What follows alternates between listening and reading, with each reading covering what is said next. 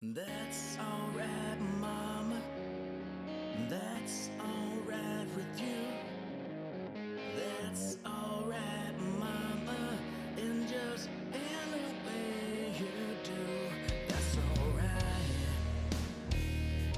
That's alright. That's alright now, Mama. Any way you do. Come on, now. Can you feel the pain? Into him now. About this new world. Ain't no train. Papa's got a brand new eye.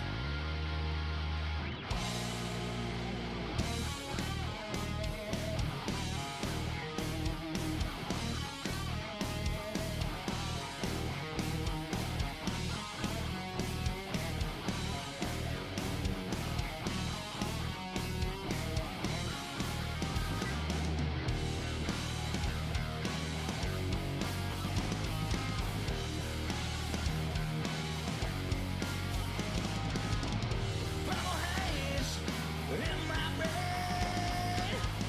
Lately things just don't seem the same.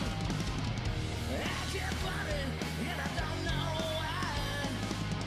Excuse me while I kiss the sky.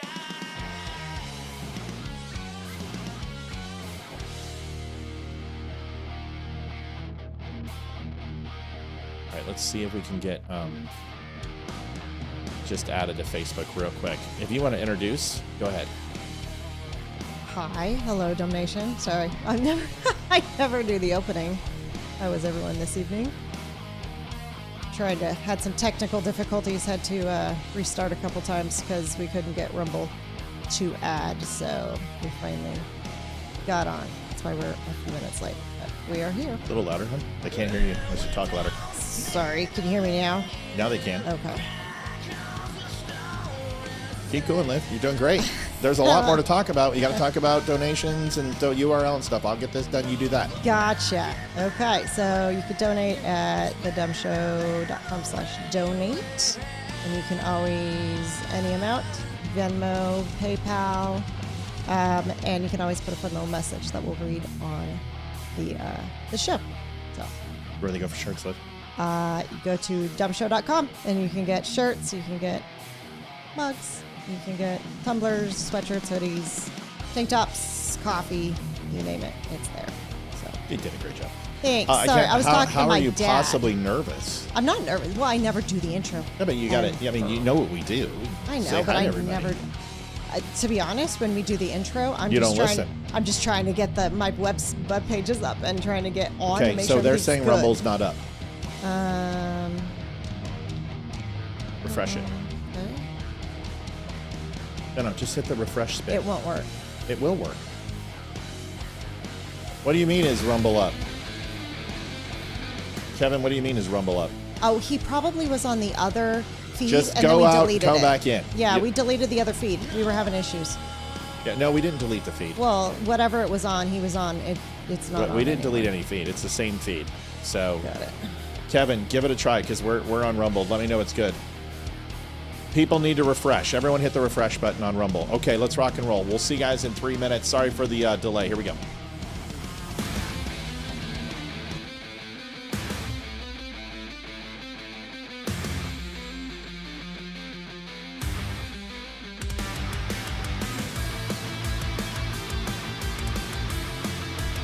Oh, I already did too.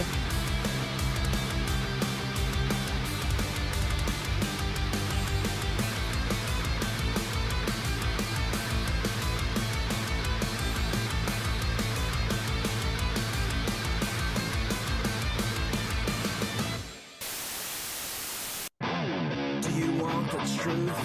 Are you tired of being so confused? You feel like you're more fucked up than the lies on the evening news. Well, just step right in. We can talk about it all as friends. And if you want, we can hug and kiss and make up for the party ends. Agree or disagree.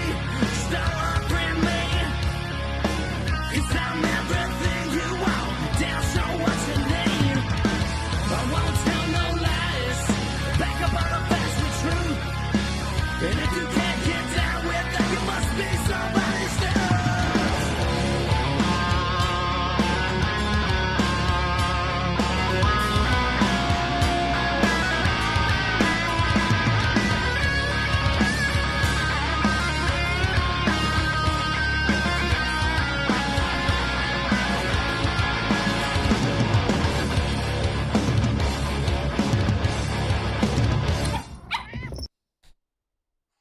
Hey guys, Barry Morgenstein, America's headshot photographer, coming to you from my New York City studio. Great friend of the Dumb Show. It is now time to put down the camera because it's almost 7 p.m. and I'm gonna watch the coolest, the most real and raw show on the internet. It's on every night, 7 p.m. Eastern Standard Time with the coolest guys, Matt, Olivia, Leroy, and Amy.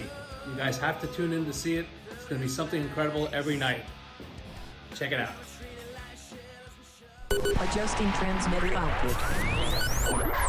This is the Don't Unfriend Me Show with your hosts, Matt, Leroy, Amy, and Olivia. Geopolitics, military analysis, and election coverage. Coming to you live on all major social media channels at The Dumb Show. Hey, Liv. Yes. Go to your Windows on Ecamm. Honest, direct, unfiltered. Go to Windows. We can top agree. right corner. We can disagree. No. Just don't unfriend me. Go to Windows all the way up to the top of the screen Oh, window right there. and click on interview chat. All the way down, straight down. It's alphabetical, baby. Okay. Click it. Type something.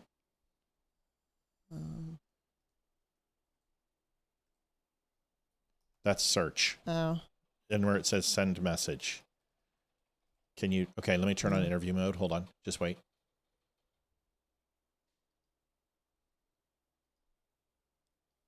Okay, now try. Still nothing. Okay. Open up your chat box For for what? message. iMessage. iMessage. Yeah, Apple Messages, honey, for your phone and everything. Oh.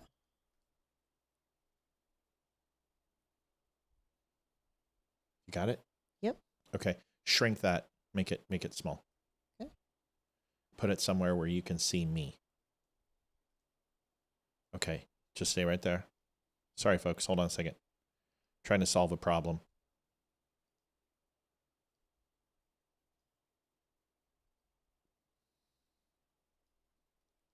Okay. Can you see that okay? Yep. No, you can't see it. It needs to be in a spot where you can see it. Yep. I will be able to right there. Okay. And so if I type this, you're going to be able to, that'll draw attention to you? Yes, it will. Okay, cool. So that if I need something, I'm going to type you right there. Okay. Sound good? Good. Yeah, so we'll have that from now on. Okay, Perfect. welcome everybody. Sorry for the delay. We had to do a little maintenance. Nice to see so many people on. Holy moly. Please share this everywhere you possibly can. We would appreciate it. Got 91 people on so far. Welcome to the Don't Unfriend Me Show. Sorry for the hiccup. We tried to get everything started. We will stay late tonight. There's no Avalanche game, so we have no problem staying. Good to see everybody. Olivia, why don't you just give a quick introduction of who you are to everybody real quick. Before you do that, let me just mute up. Oh, I know. Now go allergies. Hello, my name is Olivia Spear, and I am Matthew's wonderful wife Yes. of 23 years. Yes. His better half. I don't know. Is that it? Is that all you're known? That's all you are? I'm a mom of two. I mean, Wow. I don't know. I've You're never so much had- more than that. I mean, I give don't yourself know. some credit. It's my dad's birthday today. I was on the phone with my dad before we got on. How old is he now? 73. That's a good age. Yeah. Like 73 is the new 50.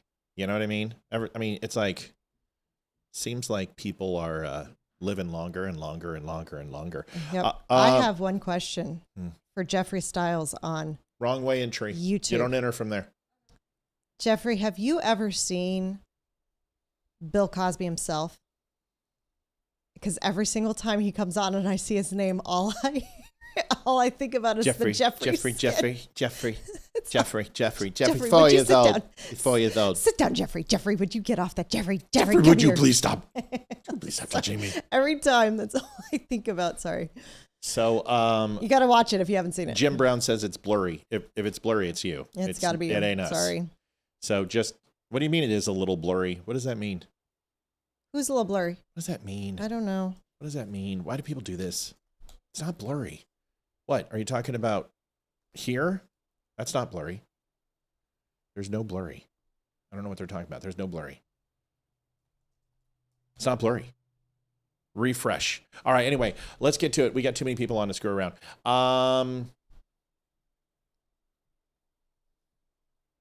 This is a really good question. If you could only spend your life in, I've got to make this for you and keep it there. It's just Leroy was on, so let me just make this. Sorry, folks. I'm slacking. It's been a busy day. The good news is I don't have to change the spear. Yeah. Olivia, I know how to spell your name. It's been 26 years. Okay, there we go. So there. Okay, so both you are dim. That might There's be. no reason to get personal, Copeland. Listen here, Jimmy. Is the No. brightness on your phone or whatever else? Yeah, that's not us. I'm looking at the feed right now. The feed looks beautiful. What are you talking about? What channel?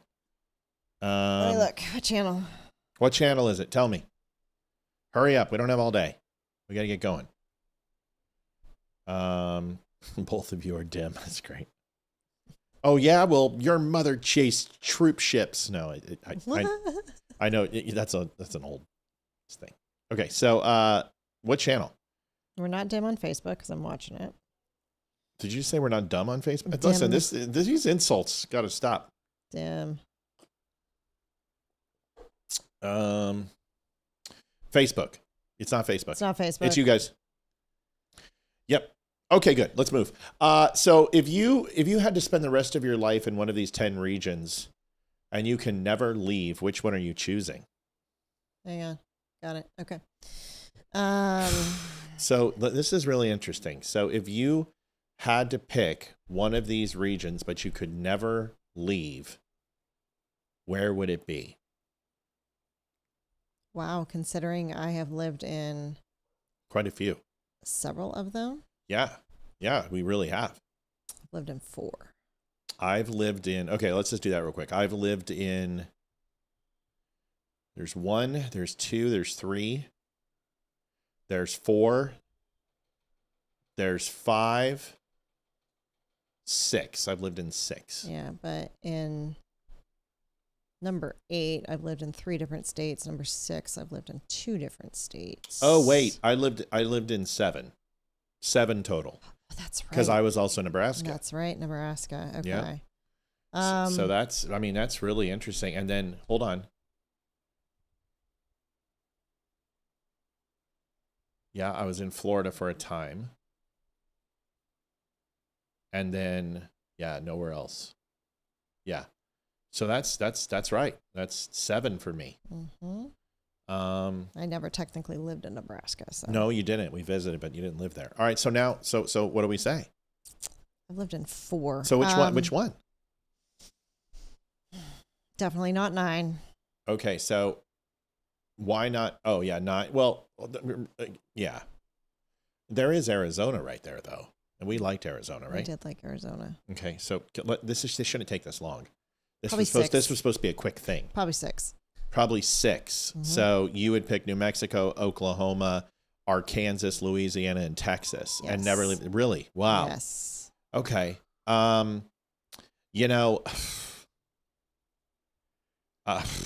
This is hard for me, because I love 3. Like, I love it here. I really like Virginia. But I would have to pick 8.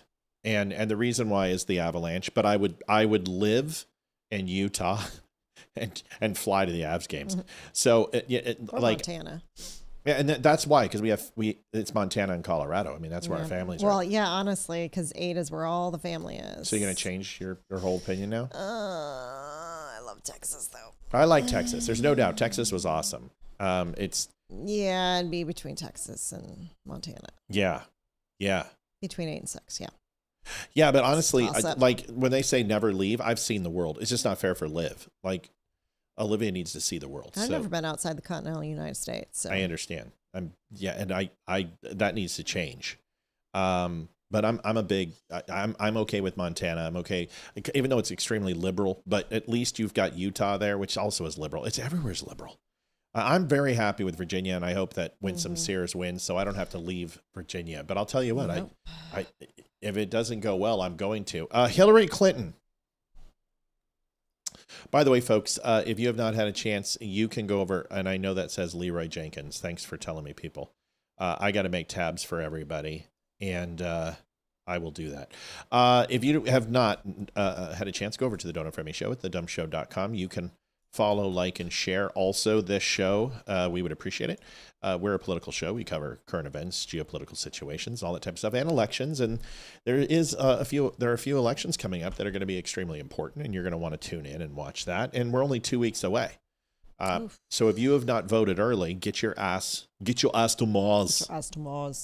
There are 4 seats up for the LCPS school board up for re-election right now. Yeah. And all 4 seats are being challenged by people who do not appreciate what LCPS is trying to push right now. I guess I was reading an article last night. I guess in a couple of these districts, some high school students are taking matters into their own hands, and they're going to early voting polling stations where they can. Yeah. And they're talking to voters as they go in. Yeah. And asking them basically, how would you feel if this was your kid? How would you feel if it was you?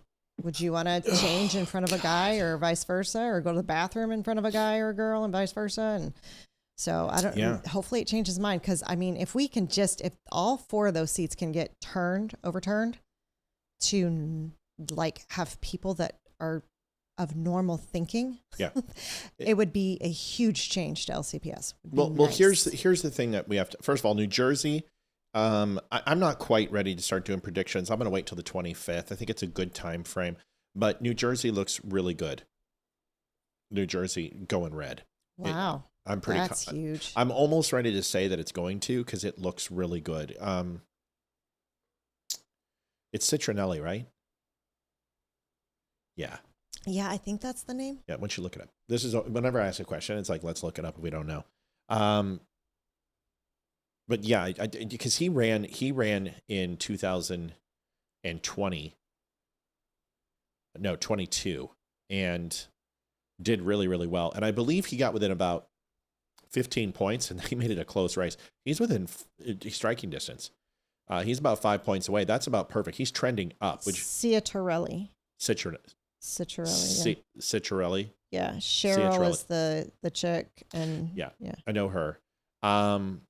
But he's polling and moving in a really good direction, and that's a great sign based off 2022. 2022, it was 10, 15 points, and he closed the gap at the last.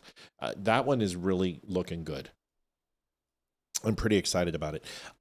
Sears and Spanberger, that's going to be an uphill battle. And I don't know if she's done enough to win. It's going to be really scary. It's very scary because Spanberger is going to be atrocious for Virginia. I'm really upset at her. I'll be honest with you. The fact that she didn't come on this show is just stupid. It's really, really dumb. And if she did, she would have 1,500 live viewers and 100,000 people would see it. And you just can't pass that up. And she's on Fox News, but that's not the people you're trying to reach. You're not trying to reach people on Fox. Those people are voting for you. You need to reach the moderates. You need to reach the middle of the road. And this show has a lot of those people. And I love the dummies. Dummies have been going out and hitting her page. I must have seen 100 people tag her saying, go on the Don't Unfriend Me Show, go on the Don't Unfriend Me Show. And everyone's doing it. And if you haven't been doing that, go do it right now. And go to Winsome Sears' page and say, get on the Don't Unfriend Me Show. Come on here for 15 minutes. That's all you got to do. And inspire people to get out and vote, because we're pushing for her. And that's why I was surprised that Scott Pressler didn't come on. It was kind of like, he's like, well, we're too busy. We're trying to win an election here. It's like, we're trying to help. We're trying to help you, dude. We're giving you free publicity. You can come on here at 2 a.m. We don't care.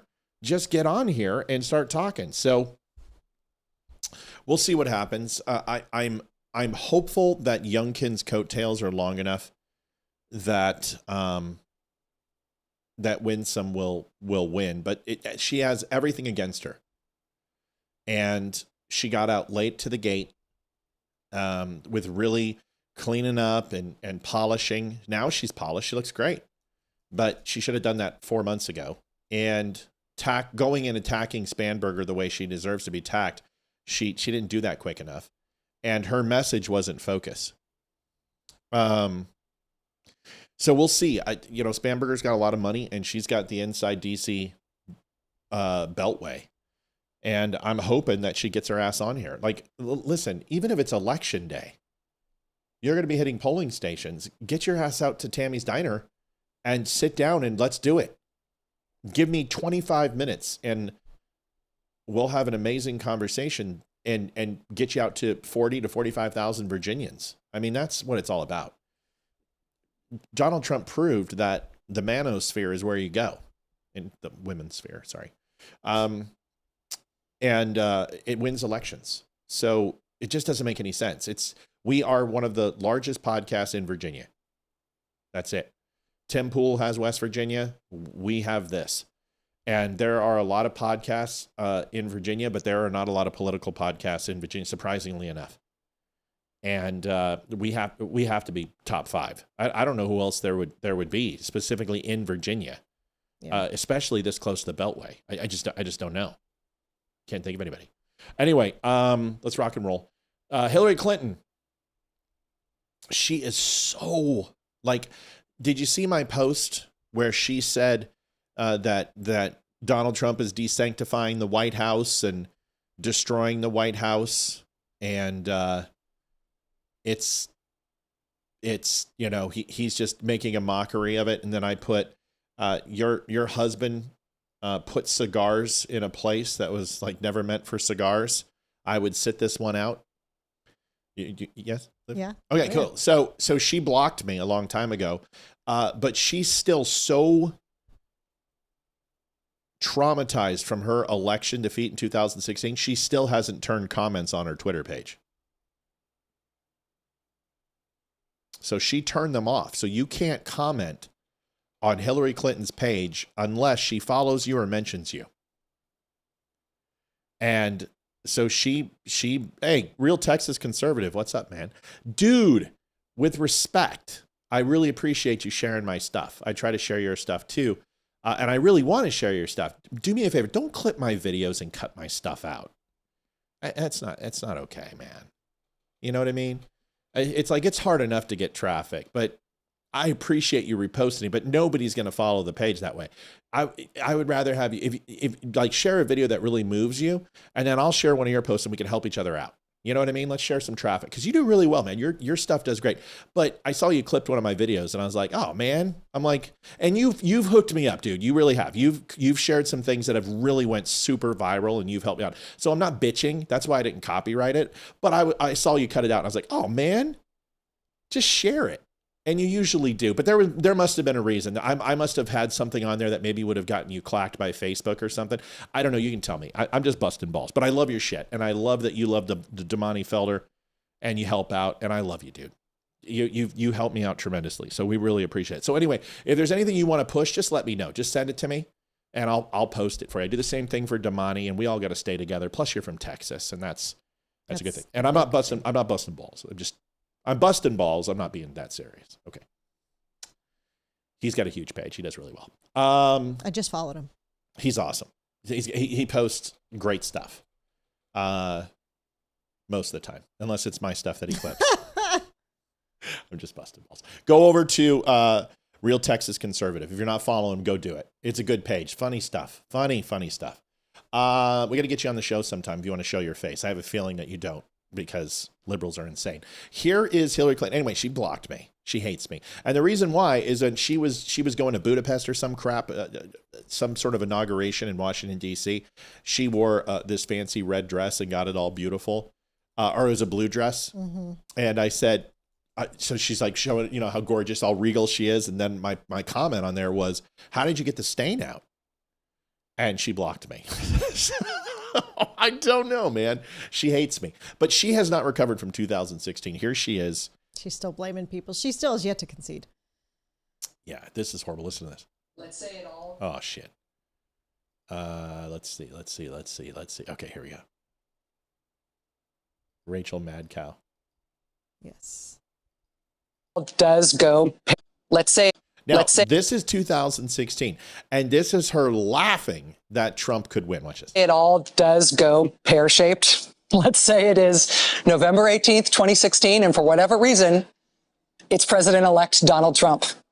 In that circumstance, is Hillary Clinton moving to Canada? Well, first of all, I do not think that will happen. And I have every confidence if I'm the nominee, it certainly won't happen. I would never leave our country, but I would certainly be spending a lot of time yelling at the TV set, Rachel. Fair enough. Secretary Clinton, thank you so much for your time today. I know it's an incredibly busy time. I really appreciate you making time to be with us.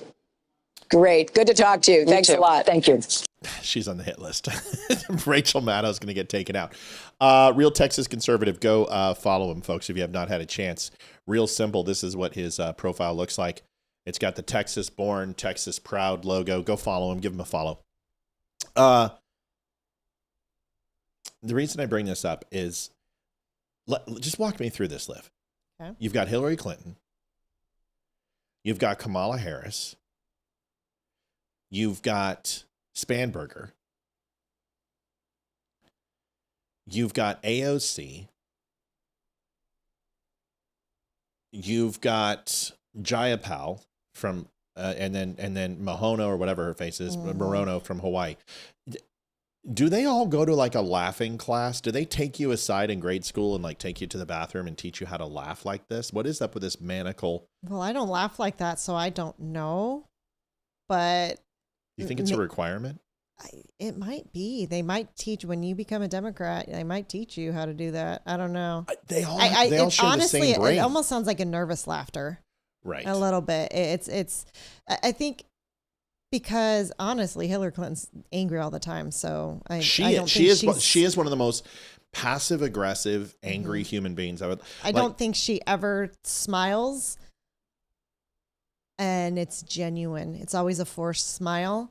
And I think a lot of these women, they're just angry and they don't know how to be genuine with their laugh and their smile. Because when I laugh and you make me laugh, you can tell it's a genuine laugh, but they don't. So they're trying to go over the top with a fake laugh, and it just sounds like a cackle, I think, in my opinion. But is it because of their men are ineffectually weak? Like Doug Emhoff is a complete weak pansy soy boy. You've got Bill Clinton, who doesn't scream to me as the only time I think he has strength is when he's being whipped by a woman in a sadomasochistic experience. He probably, stands pretty strong. You take a look at Morono and Jayapal, and there's no men in the picture there. Spanberger, same thing. You don't see her husband standing next to her. Is that what it takes in politics? Is that you have to essentially you have to be the man in the family. You have to wear the pants. Well, I think that's a leftist liberal idea. Yeah. I think those women think that they don't need a man. I don't need a man. I can do it all on my own. And I think they treat their men probably like crap. And they feel like they need the power and they need to get there on their own by themselves. They don't need anyone's help. They don't need a man's help to become a governor or a mayor or in Congress or a senator. They're going to do it themselves, come hell or high water, no matter what relationships they ruin along the way. And of course, this is my opinion. It has nothing to do with, I have no idea how they actually are, but and I'm not saying that people on the right don't do that either, but usually it looks different. on the conservative side. Also, I think it's the fact that the Republican is the Christian party, and Christian is all about loving your fellow man and being kind, and that's not what liberalism is about. Well, I think they pretend that it's what it's about. Yeah. There was a really good video that I wanted to show you that really sums up. Was it? Did you post it today? Yeah, I'm not showing that to you, honey. I'm showing it to the viewers. Yes. Oh no, I was thinking of a different one then. Yeah, but this is fantastic. We've got a couple spammers in chat, by the way. Just keep an eye out. Okay. Specifically Facebook. But this truly demonstrates what I've been saying now for 5 years on the Democratic Party is the Democrats, listen, we underestimate them.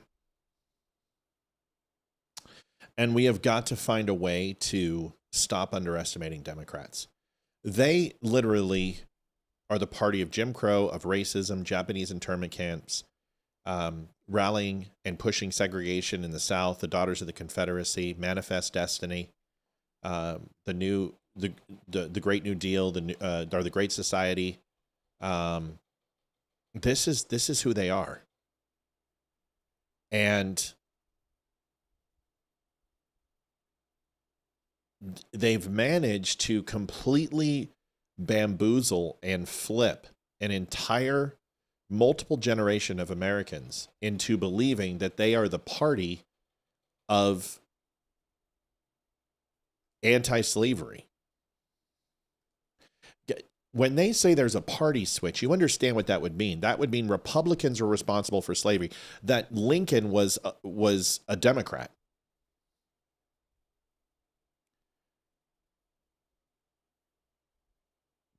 But that's not what happened. So what they're saying is that instead of a physical switch, there was an ideological switch where Lincoln was a Republican and Democrats were the Klan. But then there was a party switch in the civil rights era where the ideologies changed and Republicans became the racists and the Democrats became the human rights activists and equality for all through the individual rights of Americans. The interesting part about that is that's absolutely, no matter which way you take it, from an ideological perspective or a party perspective, to an actual switch in that they were on the good side. And somehow it flipped for all the good things that happened under what they want to consider as FDR. And during that time period, went back to that and then left that and went to conservative principles, while conservatives were racist for all the racist times in history. And whenever there weren't, Democrats swooped in and then went back. So that one doesn't work. There's no way that works because that's just not what history tells us. We know Lincoln was a conservative. We know the Underground Railroad was predominantly from the North. We know that this was the Daughters of the Confederacy and the KKK were designed to continue segregation after the Civil War. We know what Jim Crow laws did. We know that they were instituted from segregation of the South and the Klan. We know about Japanese internment camps. We know about FDR and the New Deal. We know what happened with the Great Society and what happened with LBJ and civil rights movement and how Republicans had to come in. We also know that there wasn't a party switch. And if there were, Liv, the South was most assuredly racist during all those times, right? Yes. So if there was a party switch, what you're saying is conservatives then took over the South, right? Yeah. So what you're saying is that the South became more prosperous, more educated, and less racist under conservative rule. Good point. So this is why the party switch is a complete lie.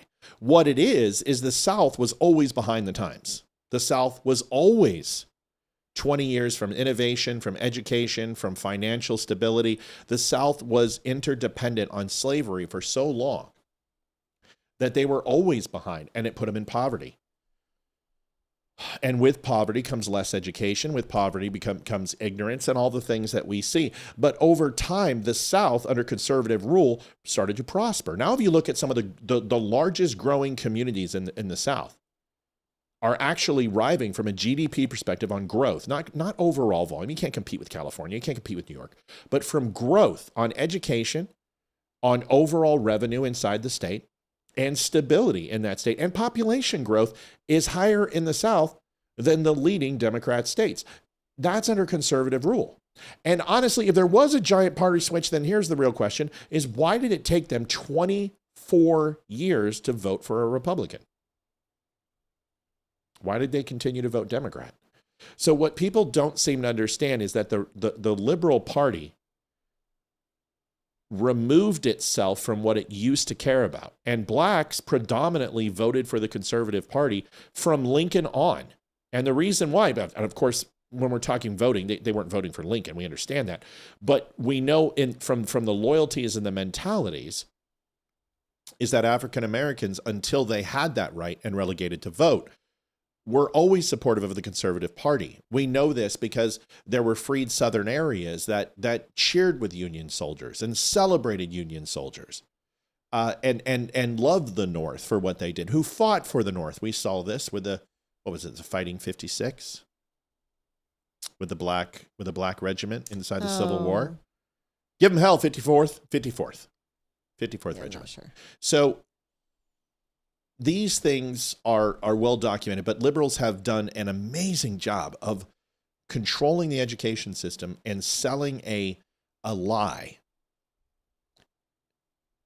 because one person who was a KKK member left the Republican Party and moved into the Democrat Party. And this is when we saw Strom Thurmond. This is when we saw George Wallace.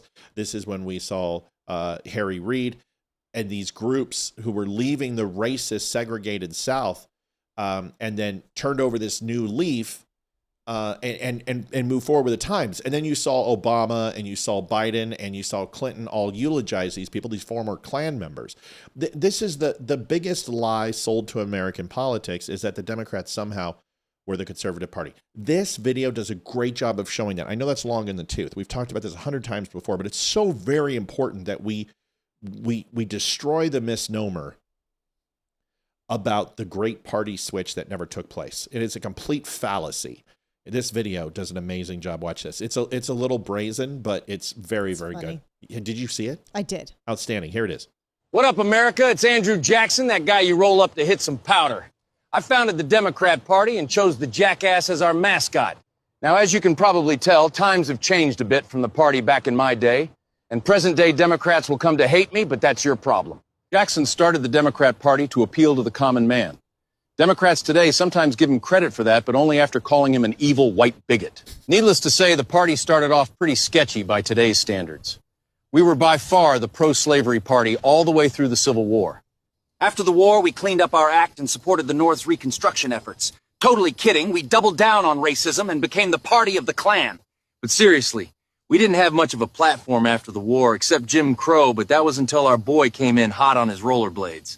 Then came the Depression. People lost trust in markets, so I wheeled in to drastically expand communism across the country, and Democrats been hooked ever since. Up until this point, blacks had always voted Republican, as they were the party that freed the slaves. But after FDR's New Deal, blacks swung 75% Democrat. This was a complete realignment, not because of civil rights, but because of economics. All while the Democrats were still the party of the Klan, and their stronghold was the South. We pushed segregation throughout the South and filibustered the 1964 Civil Rights Act for 75 days. It wasn't until Republicans stepped up and found even more votes to pass the bill. So ask yourself, how are Democrats seen as the party of the civil rights? Well, it's because Democrats are very persuasive. But again, it ultimately boils down to economic incentives. Once Democrats realize the power of government spending and handouts, you can appeal to any voter group and lock them in. 1, 2, 3. Gays for Palestine. Good luck with that. So anyway, to sum it all up, my party has changed a shit ton, but it's not because of the mythical party switch. Democrats controlled the South all the way through the 1990s. But they did adopt new policies like massive social spending and welfare programs that allowed them to appeal to more diverse voting groups. Drop it hard. So what up, America? It's a fantastic video, and it does a great job and uses AI to go ahead and drive home the point. But this brings us into the conversation of this renovation that's going on in the White House, and I want to get your opinion on this. First of all, the East Wing has been renovated twice. The original East Wing, which was a smaller version of the East Wing, was created by Truman. Okay. And then it was revamped and essentially destroyed and rebuilt like it is right now. And I want to say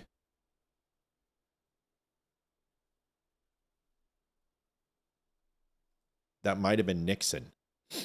Maybe not. Maybe you can look it up for me. The second rebuild of it, it wasn't Carter, it wasn't Ford, it wasn't Kennedy. Truman, it was done in it was 1902. So it would have been 1902. Who was president? Just find out who was president in 1902. It's not Taft. Franklin D. Roosevelt in 1942. No, 1902, honey. 1902. Yeah, FDR did the remodel, but he started it, but it wasn't finished with FDR. But he began the expansion of the East Wing. But Theodore Roosevelt. In 1902? Yes. Okay, so Teddy did it, started in 1902, was the first expansion of the East Wing. And then it was completely expanded again. This isn't the White House. Do you guys understand that the East Wing is not the White House? The residence is a part of the White House. The White House, 2 main floors. Very, very small in the scheme of things, but these expansions that have been done, from adding pools to adding basketball courts to et cetera, et cetera, et cetera. Yeah, 1900s would have been Teddy. So you have a situation here. It is that the East Wing is not the White House. It is an expansion and was not a part of the original design and construction. Does it hold sentimental value? Sure. But there's other things that have been added that have had sentimental value. Christine Close says Teddy Roosevelt in 1902. Yeah, I was right. 1909, and then it was Taft. See, I can pull it out of my ass, but unless you do a search, I don't use Google. I use my brain. And then FDR in 1933 expanded, but it wasn't done until 48. Then Truman came in. Okay, good. So we got it. So good. So I had it right. I just didn't have the times. And then Nixon turned the old pool into the press. That's right. Nixon was the pool. And then Barack Obama did that. Okay, good. All right. We don't need to spam anymore. We're good. We got it. Holy crap. So the point is that, and there have been multiple expansions. Folks, I got a video here showing you Obama. Obama did massive expansion outside the basketball court. He went ahead and did the entryways and did concrete and paving and redid the front lawn walkway area. I'll show you that. So the swimming pool, a lot of people say it's Kennedy. Actually, I believe it was FDR that originally, Nixon turned the pool into a press briefing room, but I thought FDR did that, the pool because of his polio and for water therapy. Check that. I'm pretty positive that it was FDR, not Nixon. Nixon turned the pool into a press briefing room, is my understanding. It doesn't matter. Kennedy did the swimming pool. Are you sure? Make sure. Because it could have been for his back. Because Kennedy suffered from massive amounts of back pain. So it is possible that Kennedy did it. It was either Kennedy or it was FDR. Now, FDR was, because of the polio, was extremely weak and unable to use his lower body as well, but he could walk. Franklin D. Roosevelt added the first pool in 1933 for physical therapy. Thank you. I know. It's okay. Listen, you can't be this good yes, you can. You could be me.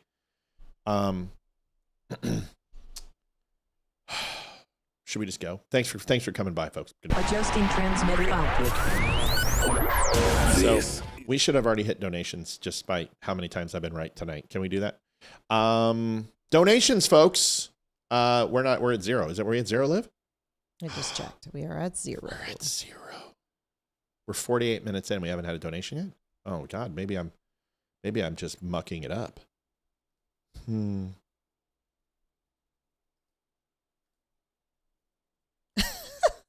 Still nothing? No. You sure? Yep. And we can just wait. We can just do what our kids do and huff and puff and stomp our feet. Okay, so I want to show you a couple things in regards to the building of this ballroom. If you have not had a chance, go over to Dan Nunn's site, and he did the ballroom. He took the song "The Ballroom Blitz," the Ballroom Blitz, and did Donald Trump doing the moonwalk, and then did Ballroom Blitz where it's all being torn up. So Senator Josh Hawley says it absolutely fantastically, even though it's not a word. Fantastically. I don't know. Yeah, fantastically is a word. I think so. You just shouldn't use it. Fantastically. Fantastic. No, phantasm doesn't. No, fantastic. No, fantastically. I think it is a word. Check it. Let's Google it. This we'll use Google for. I'm pretty sure. But fantastically is not. But fantastically is. Fantastically is not. Fantastically is. Fantastically. Don't put cully. Fantastically. And don't spell Lee, L-E-E. It's L-O-Y. I'm not your daughter. Are you sure it's 2 L's? Yep. Fantastical. Fantastically. Adverb. Yes. In okay, a fantastic matter to a fantastic. It's okay. We got it. Josh Hawley says it fantastically. In the House, and talking about, since when do liberals care about history? They took out paintings from the Smithsonian. They tore down statues. They've renamed all bridges and all roadways to make sure. Right. They tore down statues of Frederick Douglass and Abraham Lincoln. So give me a break. Give me a break. So let's watch this. Josh Hawley does a great job here. Here it is. What about just uprooting this is an iconic building? Mono, I will just say this. I made this point yesterday, that I hear all of a sudden from my liberal friends that they're very concerned about our history. Really, these are the same people who tore down every statue they could get their hands on in the last 4 years. Christopher Columbus, Thomas Jefferson, Theodore Roosevelt. They didn't have any concern for history then. Now all of a sudden, like, the facade of the East Wing is iconic. Oh, give me a break. No, I didn't do that. That's a super chat. So Hawley says it fantastically is, since when do they care? Jeffrey Stiles. That was super chat, not me. Your super chat. God bless you guys. I wish I could do more. $5 is plenty. And what's great about this team is we'll hit it. They're just so fantastically amazed at Olivia's beautiful hair today. Jeffrey Stiles super chat that I have to put in. So it's amazing. Somebody just put in, that is a word, Matt. Sometimes you need to check. Arthur Bergman said, who had goats on the front lawn? That Woodrow Wilson. Great Depression. To save money for lawn care and lawn keeping, put goats. Tommy Coffin, $10 to get this night kicked off. Thank you so much.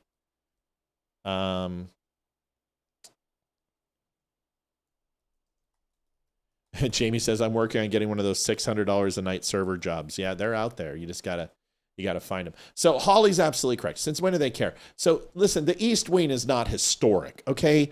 It's historic in the sense that it's a part of the White House, but it's not historic any more than the press briefing room is historic. Mr. Holiday donated $10 for the love of hump day. Let's go, dummies. Thank you so much.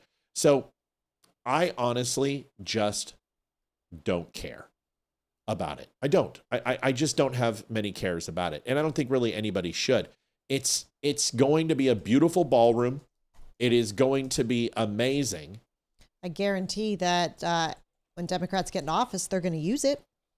Well, if the Democratic Party has $12 million on hand. Ooh. The RNC has over 87 million on hand. They're in deep shit. Thank you, Matt and Olivia. Joanne Townsend donated $10. Thank you, guys. Thank you. Sorry. Here's the video of Barack Obama. So when they're clutching pearls, just show them this. Show them their beautiful Nubian prince, Barack Hussein Obama. And yes, I'm giving off Benny vibes tonight. Thank you. So I appreciate that. Is it the outfit? Is this the Benny vibe? Whatever. Here's the video. If I was giving off the Benny vibe, I'd be doing this. So anyway, my back is just doing so. Listen, Benny's doing fine, but I'll put my 51-year-old ass against him any day of the week. I'm just saying. Maybe not from a financial standpoint or traffic, but anyway, Bobby Richardson, just to start for Matt, love you. Love you too. Here it is. Sounds like you're building another wing to the White House, but we appreciate you keeping your focus. You can't even imagine, TJ. It's going to happen for the next 2 years. All of the banging, the jackhammering, the dust, the confusion, the noise of all places to do construction is happening right here, the front lawn of the White House. It's a 4-year renovation project. Estimated cost, $376 million. Wait, what? How much, Liv? $376 million. An entire ballroom is going to cost a giant extravaganza, a regal finery for kings and queens, only for the best king that America could ask for, Donald J. Trump. At a whopping, guess how much, Liv? Guess. $250 million. No, baby. That's how much it's going to cost. But how much is it going to cost America's taxpayer? Zero. Why, Livy? Because Donald Trump is putting in the money himself. And donations. So the man doesn't take a salary, and he builds he put in a giant, beautiful flag. Huge. He put in two. Two beautiful flags. Two. What's better than one flag? Two flags. Two flags. And now he goes ahead and builds a beautiful ballroom and made it the lattice work and all the beautiful trimmings with golden cherubs coming from the sky. He added some flash. And how much did we pay for Obama's renovation? 300 and what? Let's hear it again. It's a 4-year renovation project.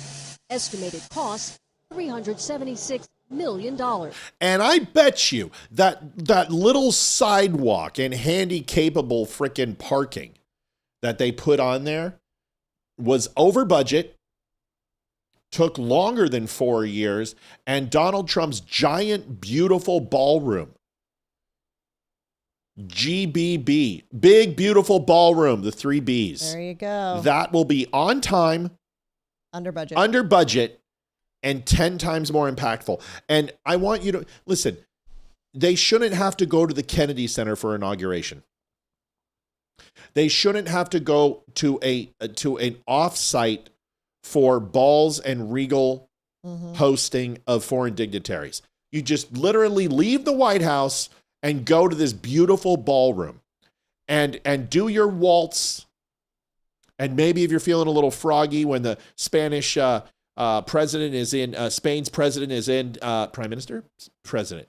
No. President is in D.C. They maybe might do the flamenco.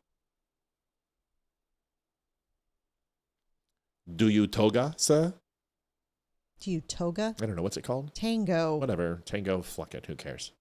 Stupid. Did you just say flucking? Yeah, I did. It's a word. Look it up. Okay. Do you tango?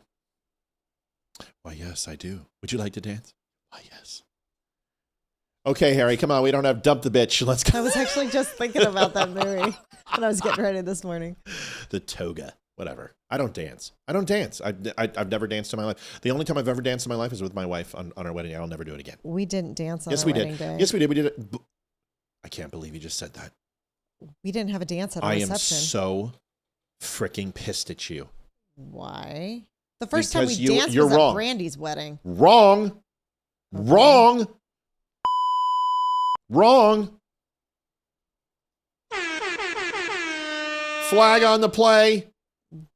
Where? Premature dementia setting in. You're going to feel so bad. Okay. You're going to feel so bad. Okay. You ready? Yeah. After dinner, our chicken dinner with your brother and Jennifer Beauregard. Shh, don't talk. Shh. I'm not talking. Shh. You just talk. He was in the rocking chair. You were wearing my jacket around your beautiful, beautiful gown.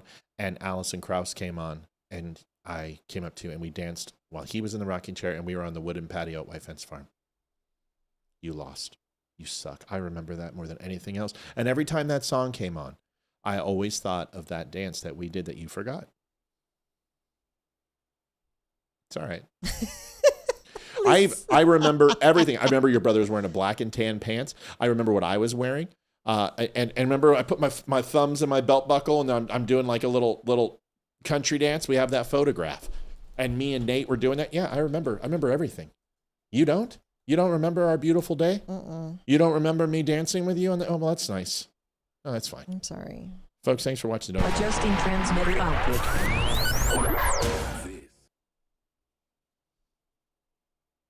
Yeah. So, I can't believe you don't remember that. Sorry. I love you.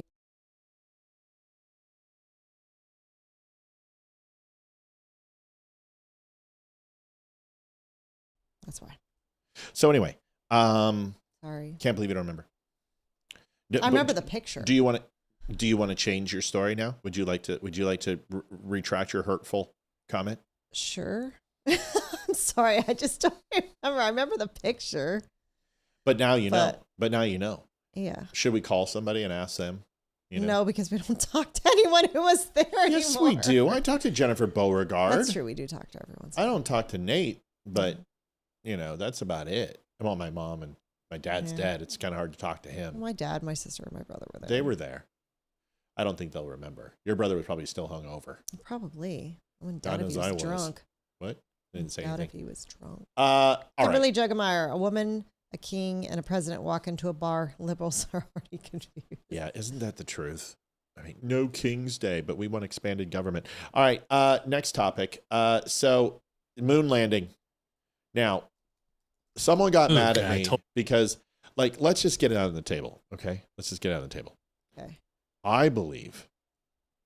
Now, this is where belief comes. So, I believe and I know that the moon landing took place. You've lost that love and feeling. I believe and I know that the moon landing took place. And don't get upset with me. Because didn't we send another, how many more lunar missions did we actually do and send up? I don't know. Quite a few. But they're like, how come we never went back? We did go back. Multiple times. There were 13 Apollo missions, right? There wasn't a 14th. Maybe there were 17. I don't know. It doesn't matter. The point is we went back. But this video right here is going to tell you the 5 reasons why the moon landing is completely fake. Now, Olivia, do you believe that the moon landing happened or it didn't happen? I would love to get your opinion. I think it happened. I don't have any reason to believe that it didn't. Okay. I totally believe that we have never been there. Well, in case you had any doubt, I want to settle. Right. So here it is. Here are the 5 reasons, and let's see if we can debunk these. Okay. Barry says, I'm not used to seeing Matt without a hat. I'm sending you a red beret. That would be good. Thank you. Thank you, Barry. Thank you, Barry. What you should do is send me my book. Hey, Barry, we're coming on the 15th. We're doing your what? The Why are we waiting so long? I said Barry, not you, dear. Oh, I was like, what am I in the doghouse again? Barry, we will be there on the 15th. Oh, see, I said 17. Did I not just say 17? Mm-hmm. Hey, we get to meet Shelly on the 15th. These are the things that Shelly's already family. Like, I know, but we haven't never met her. I already feel like she's like a sister to me. Apollo 17 missions. See? Yeah. So, yes. Okay. So let's go through this. We're gonna have a good time. Okay. So here's the thing. Yeah, I know. I just decided I wasn't gonna put in the contacts today, and I'm okay with the glasses without a hat, but I can't do this shit with a hat on. It's just, I don't know. Here it is. Here's all the proof you ever need of why the moon landing is fake. Got it. Here's all the proof that we've never been to the moon. Okay, I totally believe that we have never been there. Well, in case you had any doubt, I want to settle the score. I have doubt. The first fact, there's 5 facts. First one, there's no atmosphere or wind on the moon. Yep, that's true. Which means, why is the flag flying? Yes, why is the flag flying? Why is it waving around if there's no wind and no atmosphere on the moon? It doesn't make any sense. Do you want me to tell you why? Because we didn't go there. Because it was in a studio in LA. Okay. Like I said, Barbara said only 6 actually made it to the moon. That's correct. So, see, there's these little things that we know. The second one. By the way, what also is not in a studio? If he says wind and atmosphere is on the moon, then there's no wind in a studio. There's not any wind in the studio unless either. You've got a fan. But we'll explain that to you in a second. No, solar winds would not work. The moon has at least some atmosphere. Is that stars are visible on the moon. Yeah. If you go back, you watch videos, you watch clips of the first moon landing, everything. There's no stars. There's no stars in the background. It's just black sky, which doesn't make any sense. You really don't have to. Actually, it makes perfect sense. We'll explain that too. Convince me, but this is more for the audience. It is. It's for I the do audience. not believe it happened. You know the videos of the people jumping on the moon? Yes. Like they walk around, they're taking their first steps and everything. They look all jolly and joyous. It looks like they're wired in. Yeah, well, they're getting like 3 to 4 inches off the ground, which isn't high at all. Like you could jump that on Earth easily. For every 0.6 meters, they should be jumping 2.7 meters in the air. That's the gravity difference. So be able to come like we'll talk about that. Like only 3-4 inches off the ground while they're hopping. They should be flying. They basically should be flying. Exactly. 2.7 meters is like a lot of meters. You ever see a picture of the first footprint on the moon? I think so, but I'll look it up. Why? Okay, so Neil Armstrong supposedly had his first step on supposedly, not supposedly, you ignorant yokel. On the moon, and the footprint has like these ridges and like whatever. Yes, I see it now. So then if you look up Neil Armstrong's spacesuit, the bottom foot does not match. Hey, guys, can you stop the AI stuff? Can you please stop this shit? Like, I don't need, we're going to do this. We don't need AI, okay? Stop linking AI shit. I don't know what we're doing here. This isn't cool. We're watching the video. Watch the video and stop linking AI stuff, because then what's the point? Why don't you just sit here and I'll play the videos and you answer everything and we'll call it good? Stop linking AI shit. We don't need to see it. If there's a fact check, Livia's here. She's got it. Just watch the show. The footprint. There's please no ridges. It's a pretty smooth foot, proving that we did not go there. You would think that they would think this through before faking the entire thing. At least make it semi-believable. It's they can't crazy. even do that. They can't even get a footprint right. And then there's a video of like the actual spaceship landing on the moon, or like them touching ground. Who was filming? No, Bubba, that's not true. It? I don't know. It's literally from the moon perspective, them coming down. Who was there filming it? It's also like, how do you? Yeah, I don't get it. I'm not gonna lie to you. I'm a moon believer. I mean, realistically, I am too, but I just like playing the bit. All right. So let's go through it. Liv. Yes. Minus the AI, which is wrong, by the way. Will you guys please don't use ChatGPT for facts. ChatGPT is programmed to make you feel really good about what you're saying, and it will try to prove and use your biases and your confirmation bias against you. We've proven this with the kids. Like, how many times have I gone up against ChatGPT and I've won? A lot. So don't, like, Hayden will pull it up and I'm like, no, that's not true. I'm like, re-ask the question. Then she'll re-ask the question and it changes. So I'm not mad at anybody. I'm just stop spamming chat with AI stuff. It's like AI summary of blah, blah, blah, of what Matt's saying. I don't have any reason to lie. You can fact check me all day. You fact check me on Apollo 17 missions. Guess what? I was right.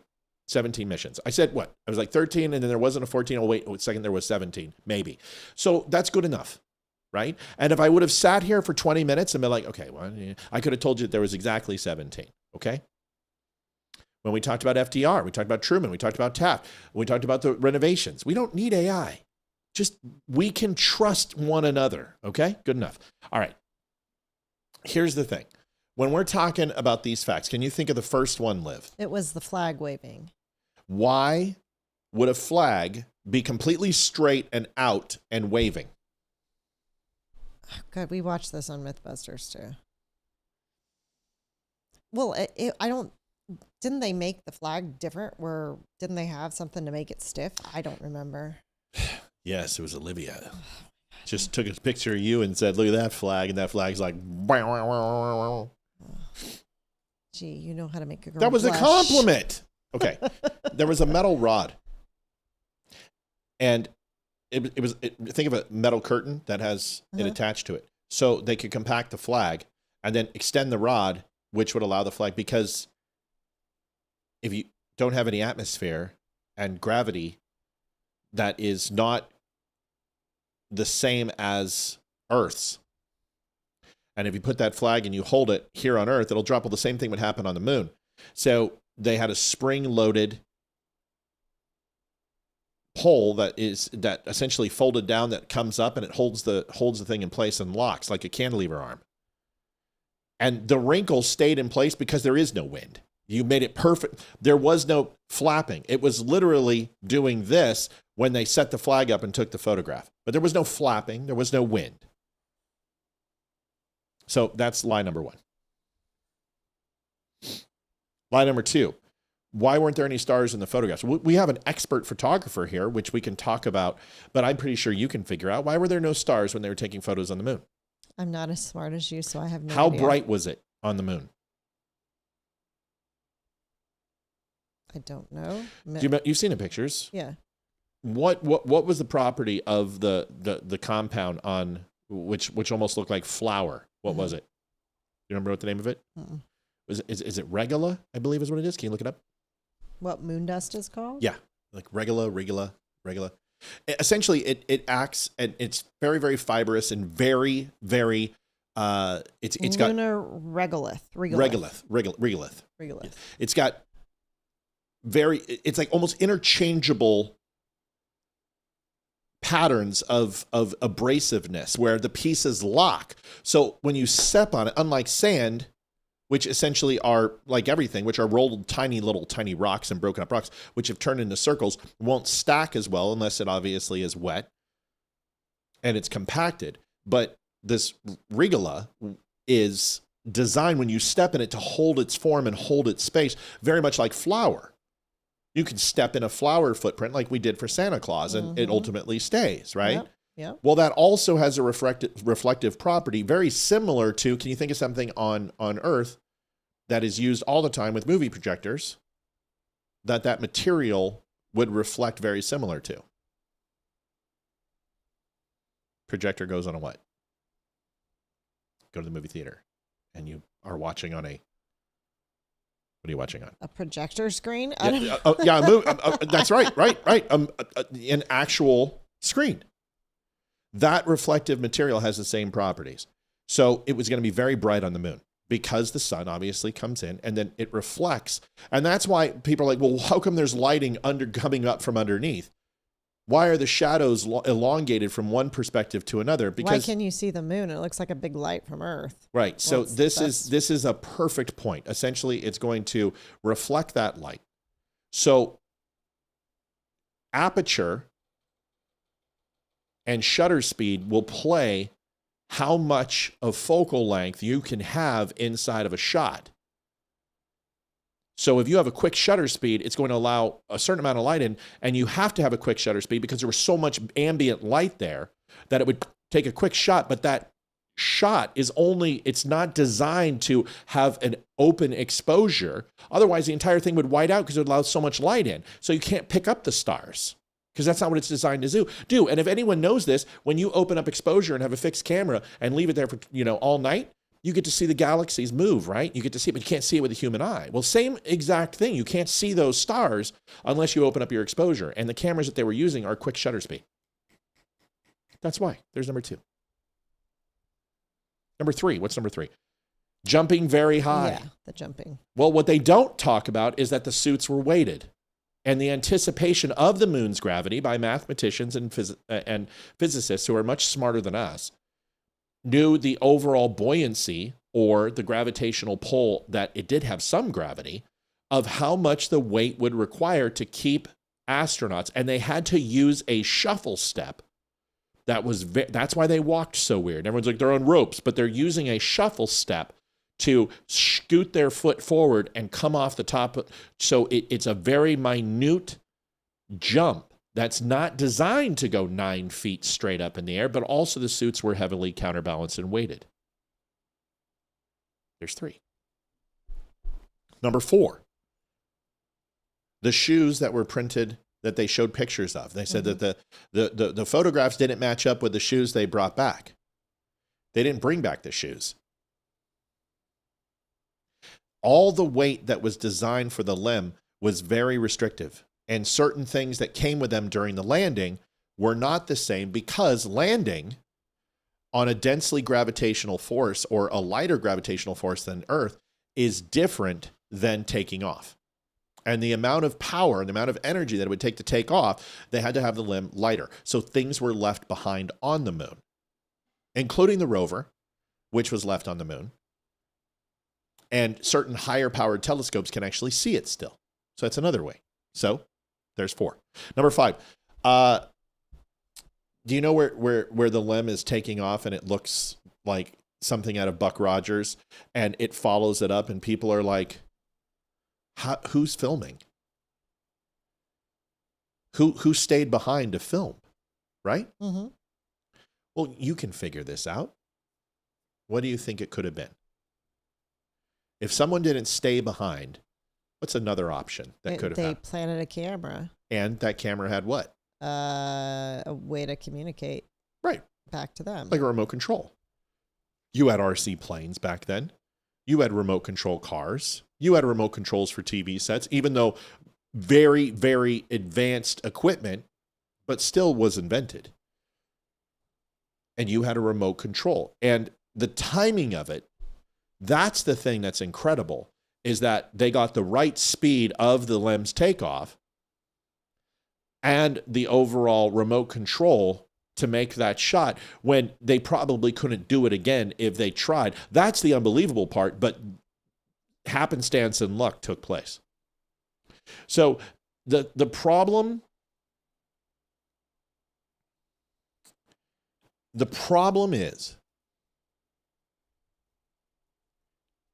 is that every one of these debunking myths, from the Van Allen belt to things that were said by Aldrin and Armstrong and all this other stuff, every one of those things can be disproven if you just use science. But the problem is that people go, oh, well, you're just making excuses. No, you've made excuses as to why it's not real. And you're just upset that there are quantifiable and quantitative reasons for what you're saying, and you just can't handle it. Versus that I can't admit it's wrong simply because you can't understand why you're wrong. And this is the standard thing we do. So every time I hear about the moon landing, I just get frustrated. I get completely frustrated. Plus, he was a ginger, so you don't trust him anyway. I'm joking. Whom? Dude in the video is a ginger. Oh, I'm yeah. joking. Yeah. My brother and sister are redheads. I love red hair. Glenn says, for the JD ban, love you, brother. What? I have no idea. What JD ban? JD got banned? No, JD's here.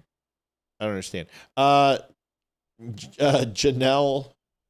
1811 says, Matt, a joke. Why is the Army better than the Navy? Because nobody ever played Navy as a kid. I played Navy as a kid. I played pirates and Commodores. What are you talking about? You never played pirates as a kid? That's Navy. Disagree. You never played Star Trek and Star Wars? Well, those were all naval fleet ships. I mean, Star Trek is based on the U.S. Navy. So I played Star Trek and Star Wars, and those would all be naval vessels. So I disagree.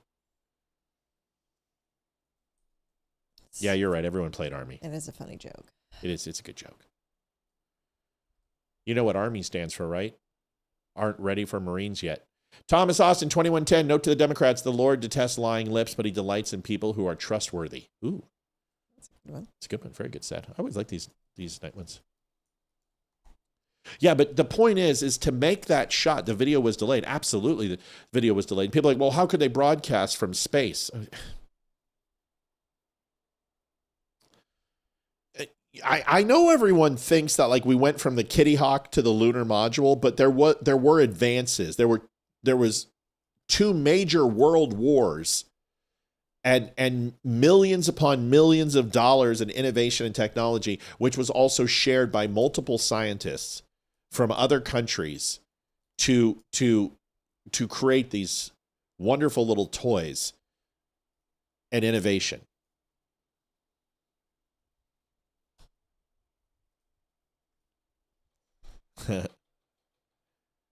Okay. JD says, no, I'm not banned. I'm here and I'm queer. No, not really. That's good. All right. So I'm glad we did that. It comes up once in a while. People get really mad when I talk about the moon landing. Barbara, go ahead, Liv. Barbara Alexander, $20. Thank you very much. Thank you, Barbara. Appreciate it. We are at 128 even. That leaves us, let's see if I can do math, 132. 72. No, 72? 72. Yeah, see, I can't do math. That's Me and okay. math don't You're agree. doing great. $172 is what we need. All right. We're doing fine. Let's go. Matt, I don't think Santa walking on flowers would leave footprints. Because when you were talking about the flower, he said, wait a minute, Santa Claus footprints and flowers aren't real, but he spelled it F-L-O-W-E-R. Don't make fun of people. Yeah, you're so mean. All I right. know. Antifa. There is very credible evidence that Antifa protesters are being protected by the Portland Police Department. And folks, this is really, really important. Because if the police department in Oregon, in Portland specifically, has been compromised at the city level, then it's which violates the state's constitution. It is a requirement that the state police step in. And it's a perfect example of the National Guard stepping in as well. This is serious, serious stuff. But this city police, we all know city police doesn't protect its people. We know they follow what the mayor says. We know this. And we know that if it came down to it, that if some sort of city passed an order like sanctuary cities, that the city police would enforce it. Yeah. We saw this with COVID. Mm-hmm. But the state police was resistant to this. And only ordered by the governor. But most of the time, the state police pretty much stayed out of the COVID game. But most state police, especially over here on the East Coast and in the South, they, depending upon where they're at, but most of them align with the people. In fact, the state police here made our town and hundreds of others in Virginia sanctuary for gun ownership when they tried to confiscate and take guns. And said, if you're in Alexandria or Fairfax and you have this gun, you can be arrested. And the state police and the local sheriffs and the constables said, no, you can bring your guns to our town and store them here, and we're completely fine with that. We'll hold them for you indefinitely. So we know the city police is going to follow what the mayor says, because that's where their money comes from.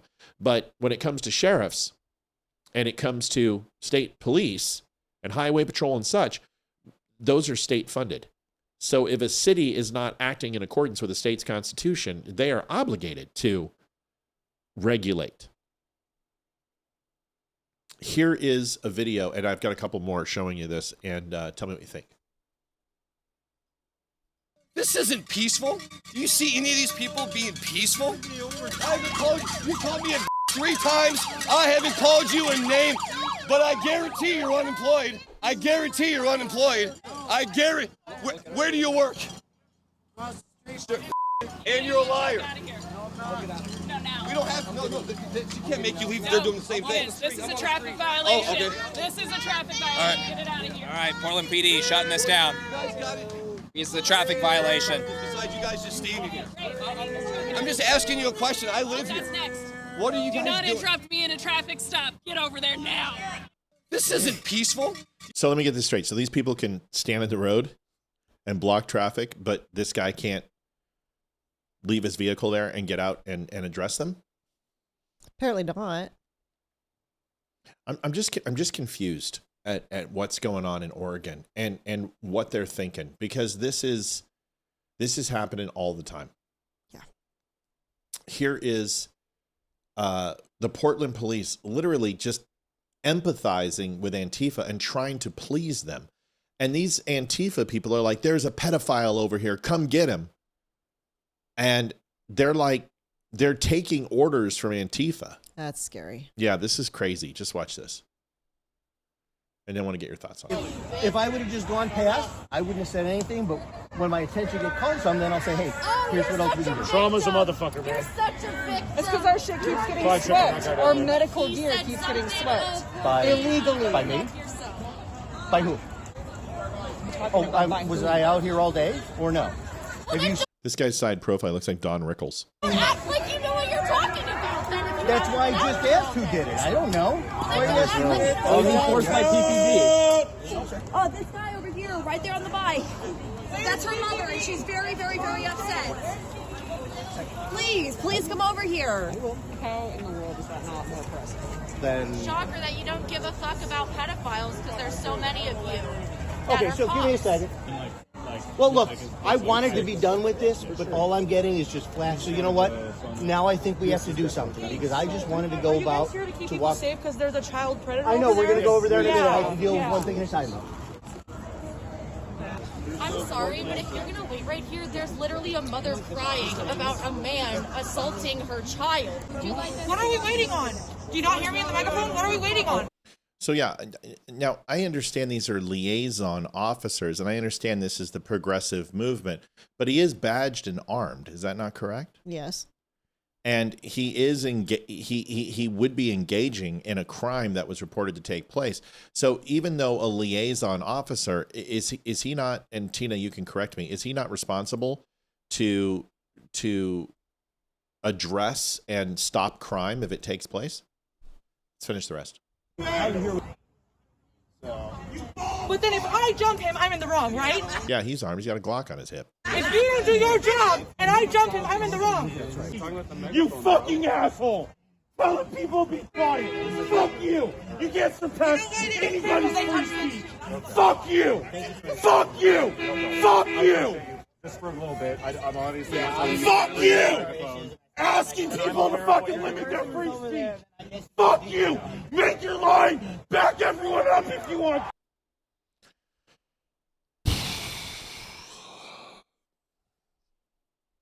I like Riley's comment. What did Riley say? The party of defund the police have cop lackeys. It's funny. I'm just trying to understand. And like, is this what they want for the entire country? These liaison officers, but like these case workers that they're supposed to send into these environments. How are you rational with people who suffer from complete mental delusion? You don't. And psychosis. You don't. So that's a good question. We want to look that up. Are these liaison officers? They have to be a sworn officer. He's wearing a badge. So I'm just asking Portland officers? Is it liaison officer? Is it a sworn or civilian? Is he sworn in? Is he a city employee or is he a civilian? So my problem is if you're mic'd up and you're badged in and you've got a badge and or not, if you're mic'd up and you're into the dispatch, if you've got a badge, you've got a PR-24 and you've got mace and you've got a handgun, then he's a cop, right? They're city employees. Okay, so he's a cop. So he's sworn to uphold and protect. So when we say he's just a liaison officer, what basically that's a title that says that you have to be what? Non-confrontational, and you can't arrest Antifa and you have to do whatever they say. This is insanity. Mm-hmm. You know, Portland, you guys need to pull your heads out. Like they got to do something. And this is all major cities. I hate to say it, but it is every major city in America. I don't think there's one that's unscathed.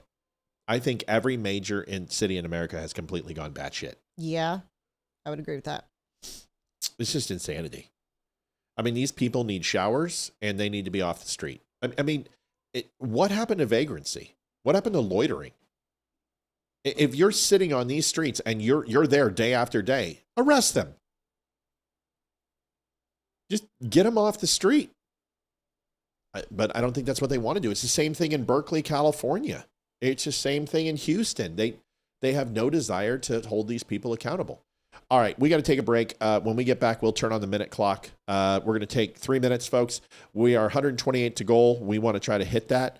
If you guys have not had a chance to donate to the show and you want to, and that feels good and everything is copacetic with you, please do. We would appreciate it. Put your oxygen on first. But if you watch the Don't Unfriend Me show and you like it and you're like, hey, you know what? We want to give back a little bit. You have the ability to do that by going to thedumbshow.com. I am going to put up right now the Venmo and the PayPal is right there. If you want to scan it with your Android device or your iPhone, if you do it with your iPhone, you got to take a photo, take a screenshot of your screen by hitting both side buttons at the same time. It'll take a screenshot, then go into photos and click one of those. It'll take you right to the site, or just do it easy by going to thedumbshow.com/donate. Doesn't matter if you give $1, $10, $100, $1,000, doesn't matter. Whatever you want to do, help us out. We appreciate it. We just want to try to hit that goal. And once we do, we're feeling right as rain. We'll be right back. Give us 3 minutes. Go pee, come back, and help donate to the Don't Unfriend Me show. Thanks. Hi, I'm Olivia Spear, host of The Dumb Show. For 3.5 years, we never asked for donations, but after Facebook demonetized us for speaking the truth, we've had to turn to the one thing big tech can't cancel: you. I'm Hayden. Matt and Olivia. If I would've just- This show's never chased sponsors or sold out. We've built something honest, and it's thanks to you. I'm Ethan, their son. Every share, every dollar, every message, you're the reason we can keep calling out the BS and bringing color back to the world going gray. If you want to help, we take PayPal, Venmo, or snail mail. You can send it to P.O. Box 2, Round Hill, Virginia 20142. Can't donate? No problem. Just share the show with someone who needs to hear it. Thanks for helping us stay loud, proud, and completely uncensored. You can donate at thedumbshow.com/donate. You know what happens when you turn the dial harder? You can make a harder grimace. The harder you grimace, the more effective it is. You tighten it so freaking I can't do it. I can't untighten That's it. what she said. That's what she's. Oof. Oof. Coming in with it. Pound it. Pound it. Pound. Good Child for you. is 15. Ethan, you look like a hippie. Totally tubular. You know this is recording, right? Okay, let's go. Smile. Donate. Don't start with me. Donations. Every time you don't smile, I'm gonna punch you in the ribs. Donations. Take one. Scene one. Ready. Set. Ethan. Break. Ready. Don't screw it up. Okay. Ethan, don't mess this up. Ready. Set. Action. No. Whoa. Director calls action, not some stupid toddler. But we've built something There's no but there. Why do you've been doing it since you were 2 years old? Try it again. Just share the show with someone who needs to hear it. He's so much better than you at everything. Better at Hayden, he's just like, even, it's just, go ahead, Hayden. Thanks for helping us stay loud, proud, and completely uncensored. That's a wrap. Well done, Spear family. I bet we make no money. But I'm gonna owe them money without. Hayden, do your thing again. Oh yeah, cut it. Baby shark doo doo doo doo doo.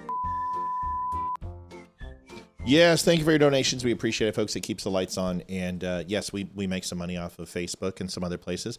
We no longer have a show sponsor. We used to do that and decided to part ways there. An amicable departure, and still good friends with Wimkin. We care about them very, very much. And who knows, maybe one day we'll be back. But right now, we are going solo, and we keep our own opinions, and we share those with you. And the reason why we do that is because we don't really want anyone to control our opinions. Not that they ever did that, but we want to be able to stay independent, and we have been doing that for quite a while. Welcome back, and we hope that you take a second and help the show continue to grow and continue to fund itself, because that is a full-time job. How is our dog? Our dog is wonderful. 1 year birthday. She's doing very, very well. Turned 1 on Saturday. She is a sweetie. She's one of my best friends. She's waiting for me right now to come sit down on the couch so she can come up and sleep next to me for about 10 minutes until she gets bored and then leaves. I went out to use the restroom and she tried to bite my hand. Yes, she wants to play. She's very, very excited. Democrats with the shutdown. The shutdown is now approaching, I think this is the second longest shutdown in U.S. history. And looks like it has all signs of at least going till the election. It's insanity. Like that. And who cares? Does anyone notice? No. Listen, I understand there's military brothers and sisters who are not getting paid. I understand that there's Capitol Police not getting paid, who still have to do their job. But liberals, up until 2 a.m. last night, read poetry. They read poetry. They have now 12 times voted this down. And here's the sad thing. This bill that they're trying to get passed for this continuing resolution, it's over like November 28th. They have 30 days. So by the time they vote on it, it's going to expire. They're going to have to do this all over again. Did you just hear me? Yes. It's insane. It really, well, Democrats, they've never been praised for their being smart and their big brains. I just don't understand what the hell they're thinking. Here's this video. And this kind of explains it all, what I just explained to you a little bit more. So at 2 a.m. here, leaving the Capitol. We're listening to floor speeches from Democrats who have closed the government, and they're forcing Capitol Hill staff to sit in here all night and listen to them read poetry while they're not getting paid. So not only are they now closing the government, but now they're forcing our Capitol Hill workers, our police who keep us safe, all of the pages on the floor to stay up all night listening to them read poetry because they think it's funny, because they want to make a statement.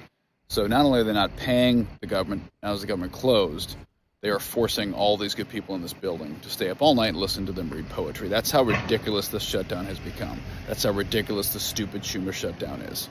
This is ridiculous. Let's get back to work. Open the government. So at 2 a.m. here, leaving the... So right now, they are getting military it's a separate payment, but there are veterans who are not getting their disability. That is at least what I've heard. There's certain programs that aren't being funded. Educational programs, vocational programs are also not being funded. So there is an impact, and people are getting impacted. And they've done a decent job of trying to stem the flow of that right now. But eventually it will catch up. And Democrats are playing this waiting game, and this is a game of pain. And that's exactly what they're doing. This is literally a game of pain. And how long can Americans last until they turn on Democrats? And until they do, they're not going to give up. Go ahead, babe. WR332 donated $10 through Super Chat. When weak local government like Portland refuse to respond aggressively pushy. Got it. Okay. Aggressively pushy, threatening masked groups, public trust is eroded. They themselves make the case for shock and awe prescription. Sad. Yes. So I just want to show you how ridiculous this is. And they are saying that, Trump's destroying, we're going to go back to this, that Trump's destroying the White House. And this video is actually really well done. This guy's good. He interjects himself into the View and other things. Did he donate again? No, I have to put it in for it to count on the donations. Oh, you read it first? Yes. Oh, okay. I got you. Okay. Yeah. So this guy does a really good job. He'll interject himself in the View and pretend like he's on it. Thank you for the donation. And he does a really good job. So he's going to break it down what happened with the East Wing of the White House and the difference that it's not the White House, right? Mm-hmm. And it's a portion. Listen to this. You'll probably like this. Donald Trump doesn't want you to see this picture. He's literally destroying the White House. Well, if you zoom in on the same picture, you will see the White House in the background not being destroyed. Here's another one. What is that? That's the White House in the background, standing tall and well. Here's a bird's eye view, and if you look closely, you will see that the building that's being demolished for renovation is the East Wing, which has undergone renovations and expansions under, wait for it, 3 presidents before Trump. In fact, the White House, the main structure, including the West Wing and the East Wing, has undergone at least 9 significant renovations or expansions before Trump. Like this one, or this one. Here's another one.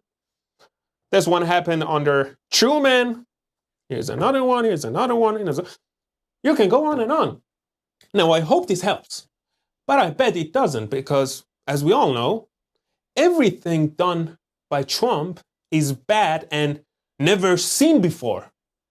In fact, so bad that the left has to lie about it to make it sound bad. Isn't that completely the truth? Mm-hmm. I like him. He does great videos. And what I mean is he'll do the View, mm-hmm. and then he'll take the background, he'll do a green screen, and he'll act like he's sitting at the table. It's fantastic. It's great stuff. He does great stuff. That's good. Mr. JD Stillwell, I forgot what I was going to say. Love you guys. Thanks, JD. So here's the plans for the new ballroom. Let's take a look at it real quick before we do any more donations. I'm sorry. What? Look at that. Oh, yeah, totally. It's going to be a dump. Dude, that looks awesome. It looks like heaven. It's got vertical ceiling. It's got a skylight, a circular skylight that brings in lighting. The sides, all these sides, these squares have lighting. I mean, it's going to be gorgeous. Look at this light in here. That's the big windows. Oh, it's beautiful. Look pretty at Christmas. Oh, God, yeah. Look at that. It looks like it was meant to be there. What is wrong with people? Look at that. Look at that. That is gorgeous. I can only hope that one day I am press enough to go there. Yeah. I mean, these people are stupid. They're such whiner babies. Whiner baby. We're just a bunch of wimps. I think it's going to look awesome. I'm stoked. I can't wait to see it. I'll eat there. President Trump, it's about time. It's gorgeous. Oh, that's got to be taken off. I know. There we go. I just did it. It's beautiful. Like, I would love to go to a ball there. And Democrats, you're not going to win in 2028, but maybe in 2032, you might get a chance. If you guys straighten up and stop being such douche plows, you guys might have a chance. I hope that when they open this and they christen it, and I would be shocked if this wasn't done within a year. Yeah. But when they christen it, I hope you don't invite any Democrats. Don't invite Thomas Massey. Don't invite Rand Paul, and no Democrats. Anyone who will not, who's shutting down the government. Doesn't get to go. Yep. Massey and Rand Paul. I mean, these guys are clowns. I told you they were clowns. We talked about Jack Ciccharelli and surging in New Jersey, and I wanted to touch on that because it is really important, and I know people are waiting on that race. I'm almost ready to call that for him. It looks really good for him. It really, really does. And the fact that they're bringing Obama into New Jersey today, and the Clintons, and they're bringing them into Virginia, that they added Obama to Virginia, honey. So they're sweating. I know. I saw it. I still need to make that video. They did the same thing to Youngkin. And Youngkin was in striking distance. Youngkin was within a couple of points. So I want to see her close the gap a little bit more. And this would be a great opportunity to go on the show. And by the way, guys, if you go ahead and go on her page and say, don't go to the Don't Unfriend Me show, take your time with your posts. Somebody said, go on the Don't Unfriendly Me show. Come on, y'all. You got to make it look classy. You take a second, slow down, and make it look good. You know what I mean? Because, we want her to take it seriously if they see it. So I'm not trying to pick and choose. I'm just saying take some time with what you do. Here is this video in regards to Ciccharelli and where he's at in New Jersey. His ability to excite enough Latino and black voters to get out the vote. And in these final weeks, she has called in big name Democrats to join her campaign. Governors Wes Moore, Gretchen Whitmer, for instance, and Governor Josh Shapiro and Pete Buttigieg and President Obama are also coming to join her on the campaign trail. But back here at the diner, President Trump is looming very large in this race. Yeah, Tina, but not all disability. So the people I'm talking about also get disability outside of the VA, and with government assistance and government programs, they're not getting those additional benefits. Education benefits are on hold. So as of right now, those monies have been appropriated from different areas. It will run out. So they're going to have to go ahead and figure that out. But as of right now, disability and pensions are being paid, but not all disability is being paid. Not just straight up from the federal government. So you have state programs, which also fund veterans, and not just federal government. And you have educational subsidies, which are not funded. So there's other types of vocational programs that aren't funded. So there's money that comes in that veterans are not getting, and that's got to be fixed. As far as Capitol Police and anybody who's on federal payroll outside of veterans, it just needs to stop. I mean, you're talking about a situation where people should not have to work without getting paid. Exactly. And that's what slavery is. Considering that they're not getting paid, they shouldn't have to go into work. Well, that's my point. Yeah, if you're not going to pay them, just don't show up. I mean, it's slavery. You can't do that. You have to pay people the value of their labor. And otherwise, like I'd be invoking the 13th, 14th, and 15th is if you don't have the ability to strike, if you don't have the ability to have reservations when you work for the federal government, especially in the military or police force, because you don't get to make waves like that unless it's union endorsed on the police side. But the military, you don't have unions. You just got to do what you're supposed to do. If you can't, without being considered AWOL, not show up, but you don't get paid, well, then that's a breach of contract, right? Yeah. So, right. Tina says I'm not being paid for my federal task force. Right. So my point is there's certain money coming out and there's certain money that's not coming out, but not all veterans are getting all of their money. And this is an issue, especially the ones who are disabled. So my point is that this is bullshit. We have got to get this opened, but Democrats have no desire. And everyone's like, well, they need to compromise. We already compromised in March.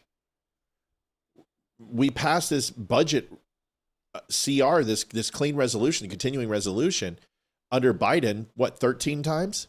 And they have now not voted on this 13 times. And like I said, if they vote on this today, it's going to be expired in 30 days. And we're going to do this again. Right during Christmas and Thanksgiving. Enough. Just sign the fucking thing. Let's go. Get it funded, kick the can down the road like you always do, and stop pretending that this has anything to do other than it's an election and you believe that it will help Virginia and it will help New Jersey in the elections. It'll help the down ballot elections. I don't think that's the case because they're turning on the Democrats. Mm-hmm. Here's the video of New Jersey. Finish watching this. Cheryl has made this race all about President Trump, fixated on making this a referendum for him. Representative Donalds told me today he thinks that will be a failed strategy. Republican Jack Ciattarelli is hoping more enthusiastic Republicans will show up this time and turn New Jersey red. Harris? All right, Brian, great job. Thank you very much. In focus now, Brett Baer, special report anchor and executive editor, also chief political ability to excite enough Latino and Black folks, voters do me a favor. Get out. We may not always be able to donate, and that's fine, and we understand, but you could like the show. And liking and sharing and following, that helps us out tremendously. We are on the precipice of hitting 320,000 followers. So if you haven't followed the show, please do so. If you haven't shared it on Twitter or Rumble or YouTube or Instagram or Threads, please do that. But right now during the live show, all you got to do is hit like. If you're on Rumble, hit like. Like, I need to see some things from Rumble. We got to get Rumble going, man. What's going on with Rumble? Yeah, it's not growing. It's the only channel that's not growing. Yeah. It's crazy. Maybe I just need to write them a letter and say, like, what I thought we weren't supposed to throttle channels. What's going on? So, but that would be nice. That would be nice if we could go ahead and do that. I agree with Paul. Politicians should be the first to not get paid during shutdowns because it's their fault that the government shut down. So they should be the first money to not go out. Did you hear? Thank you, Jeff Oliphant, $25. Appreciate you. Oh, it's okay. I'm putting it up right now. Hopefully I can catch it in time.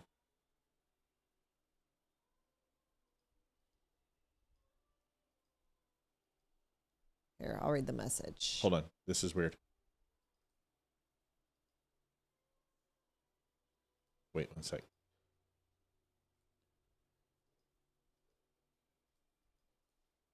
Okay, it's up. Sorry. Where'd it go? So Matt is extremely handsome. Thank you, Jeff. It said Oregon's governor is worse than the Portland mayor. Tina Kadex won't allow the troopers to protect ICE. He said Tina Kotex. I can't read it. I don't know if that's the name or not. Here is Hakeem Jeffries, Walmart Obama. Is he wearing his hat? Yeah, team. What? His sombrero. Oh, that's not a hat. So when you said sombrero, I would have got it right away. I'm like, hat? What are we talking about? Listen to this. Oh, we're getting a call in. Can't wait. This is Matt. It's Matt and Olivia. Hi, welcome. You're on the Dumb Show. Find out where that's from. What is that? 763. Let's find out. Oh, they're calling again. Hey, caller, you've reached Matt and Olivia. Where are you calling from? Minnesota, Matthew. What's up, buddy? And Olivia. Hey, this is Joseph. Yeah. What's going on, man? What do you want to talk about?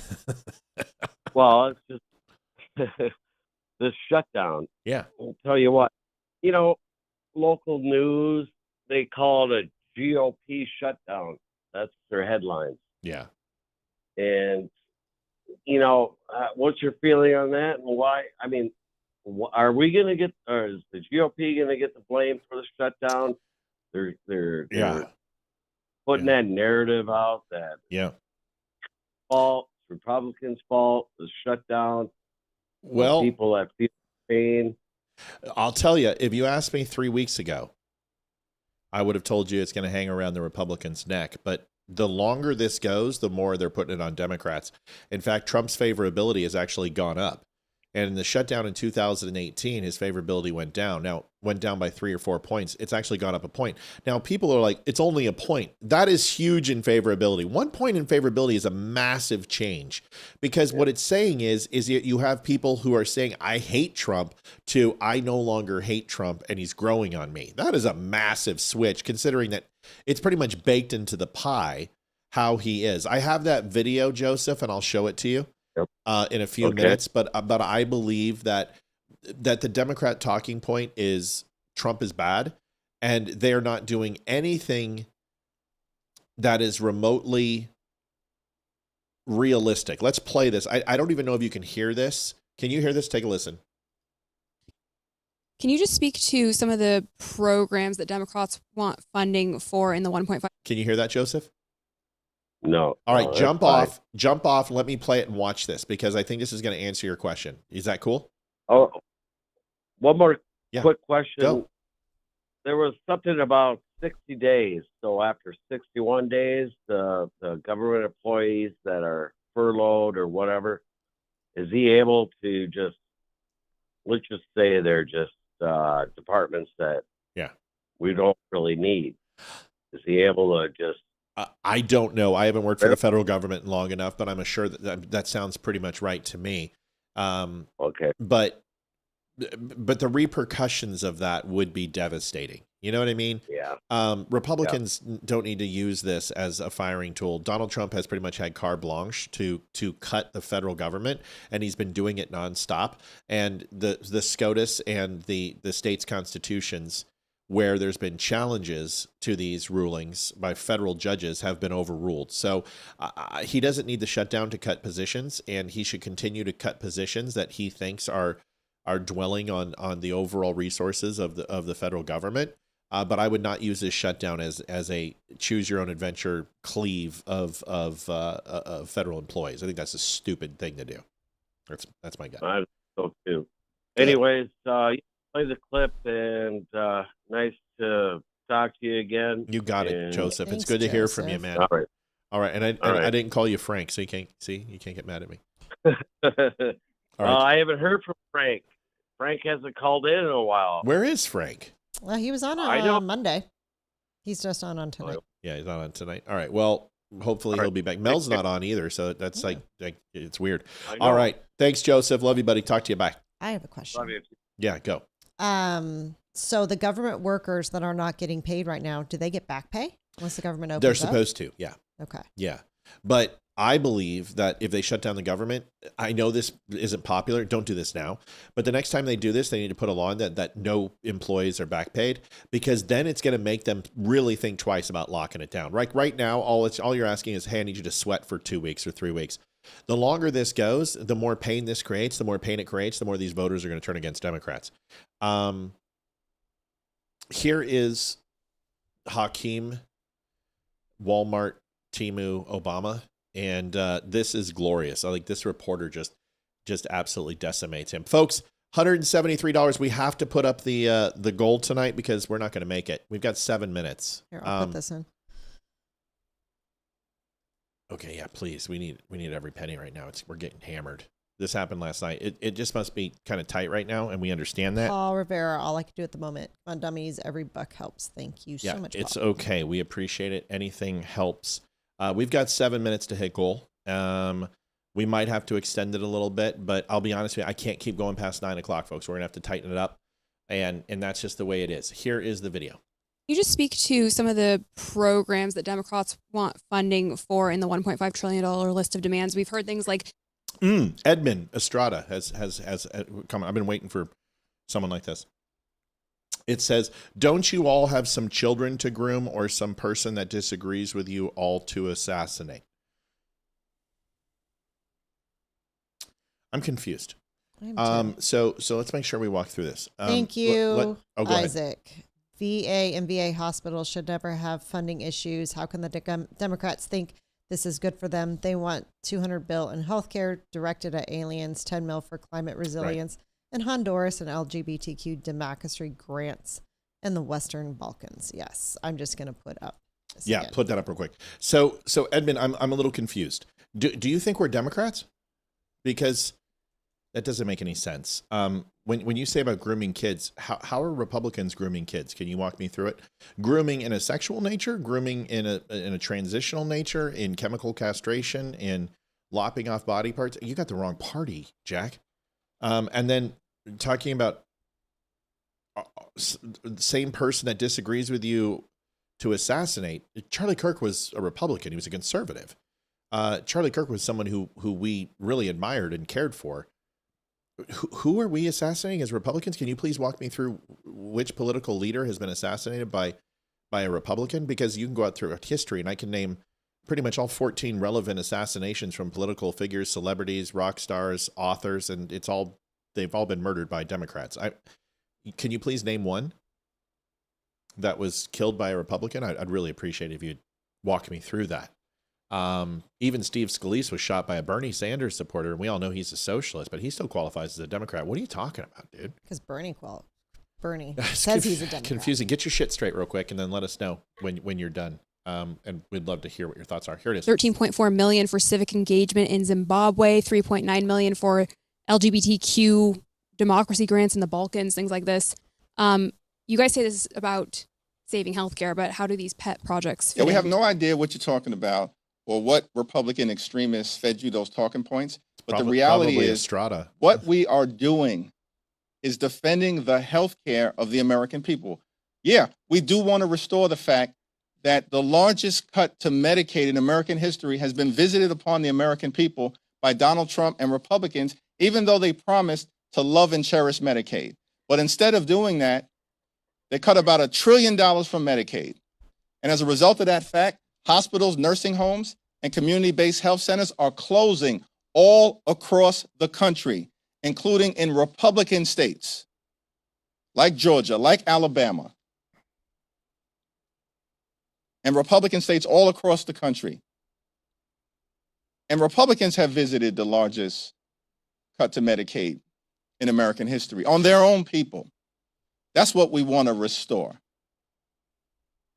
We want to avoid the fact that because of what Republicans did in their one big ugly bill, what they did is to trigger the possibility of a $536 billion cut to Medicare, because Republicans have put a bullseye on Medicare and Social Security since those earned benefits were created.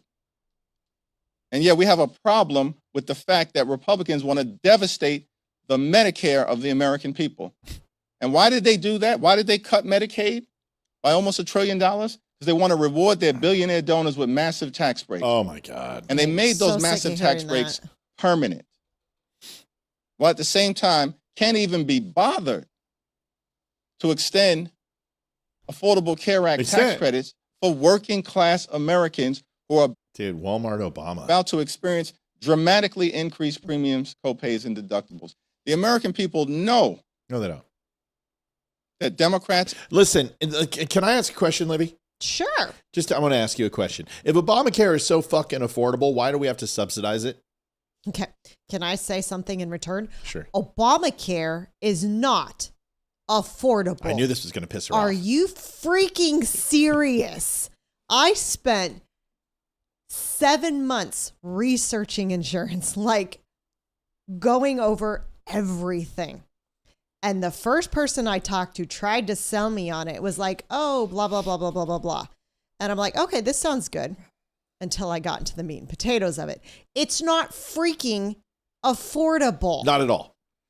The cheapest, the cheapest I could find for the worst possible healthcare. Like, it sucked, the coverage you would get. And it didn't have vision or dental. It's $2,600 a month for a family of 4. How much? $2,600 a month. And we That's got our more, insurance for half of that, and it's United Healthcare, one of the best insurance providers in the country. Awesome, and it's high dental insurance and vision, which is really good because I needed vision, and I got to go get my tooth fixed next week. That didn't include vision. That didn't include dental, and it's a month-by-month policy, so they can cancel, change, or do anything to you at the drop of a hat and not be.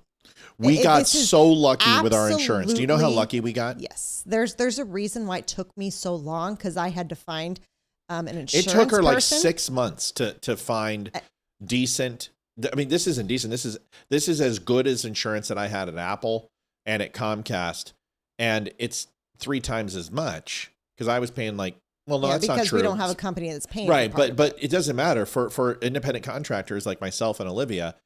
It's expensive. I mean, it's it's not cheap, but it's very high quality insurance. We're very lucky. Yeah, it's the reason it took so long is you can't just go on, like, if you want to buy a car and you want to research a car, you just go on and you look up the car and you can research it and see how much it costs. You can't do that with insurance. No. You have to input, how many people, the ages, and just do a quick survey. And then your information goes out to agents all over. That's horrible. And then you get contacted by them. And that's the only way you can get insurance. And I think I talked to, I don't know how many texts and emails I received. And I think I talked to 15. And out of those 15 that I actually spoke to, I really talked to 3. And I narrowed it down to 1. And she is still awesome. And if I have questions, I still text her. And we'll stay with her because she's doing a great job. Yeah, she's amazing. But it took that long. And the crazy thing is, I have insurance now. I still get texts daily from people trying to sell me insurance. It's insane. And I also filled up a half a notebook with all the notes I took. It was crazy. I'm sorry that you don't have a good experience with UHC, Dale, but we've had nothing but great experiences with UHC. Yeah, the times we've had it, it's always so been it's good. not. Listen, all insurance companies suck. I wish we wouldn't have to do it, but it is what it is. But we went 5 years with no insurance. But I'm at an age where we can't do it anymore. And as a business, we had to do insurance. Mm-hmm. If you don't have any sound, just refresh. Somebody can type that, please, because she can't hear us.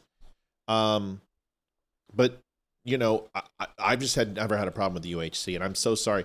There's a lot of options, Dale. If your prescriptions are going up, what's the coupon prescription site, Liv, that you use?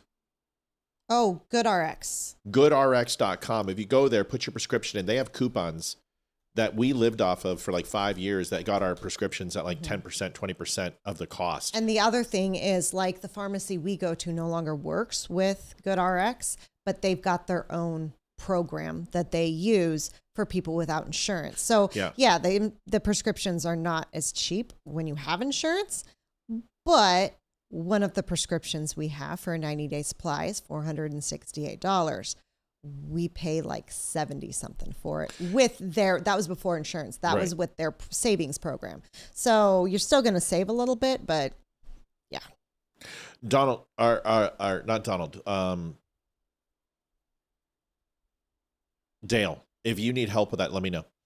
See what we can do to help out. But once again, like, insurance isn't for everybody, but our glasses, like, we took all 4 of us down to get our glasses. That normally would have, like, if we wouldn't have been insured, probably would have been $2,000. Mm-hmm. And we got out of there for like $150. Yeah, and Hayden didn't cost anything because she doesn't need anything. She doesn't need glasses, so my allergies are killing me. The exam was covered. Mine was $78. Ethan's didn't cost much either. There's a rough part on the barrel and it felt good. Okay. Candace Owens. Oh, yay. Listen, I'm not going to continue to beat up Candace Owens. I'm just going to say, by Candace Owens' own definition from years ago, she's a leftist. I want you to listen to this. I dug up this old video and it's really interesting. Just listen to what she says and tell me this doesn't describe her to a T. Listen. And conservatives, we do something that's totally crazy. We say, maybe it's me. I have a problem. Maybe I have the power to fix it. Maybe internally I can fix this. What can I do to change my circumstances? Liberals, when they have a problem, they look outwardly. They look externally. They say, I have a problem. Who can I blame, right? So if anything happens to me, you guys will know exactly who it is that has been making my life a living hell over the past couple of years. People that are trying to bankrupt me, trying to bankrupt me and my family, that are threatening us, to sue us. Everything that Kanye said was so real, okay? I'm now at that point where you look back and you go, man, Kanye was right. He was really saying something about what it takes to leave, to fight for custody of your own soul. This is the way the leftist mind operates. And conservatives, we do something that's totally crazy. Wow. Based Candace. She said it. If everything that goes wrong in your life is outwardly projected on other people and you blame them for your misfortune and everything else, that's what a leftist does. And conservatives own it. They take responsibility for who they are. And that's it. JD says, that's part of your health insurance, Matt. I don't know what that means. They won't use GoodRx. That prescription is $9.50 with the card. Oh, when we've got insurance, yeah, they won't take GoodRx. But our No. I'm not talking about us. I didn't know. Like, I'm just trying to help. I'm sorry that it's that bad. I don't know what to tell you. It sucks, and I'm sorry. It's expensive. Yes. But it's nice to see Candace actually out herself. Mel Lowe donated $51.99. Thank you, Mel. We love you. Folks, we're about $16 shy. We want to try to hit that and overdrive a little bit, and we'll go from there. Hey, Matt, do you use the VA too? No, not a dime. Nope. That is a very long story.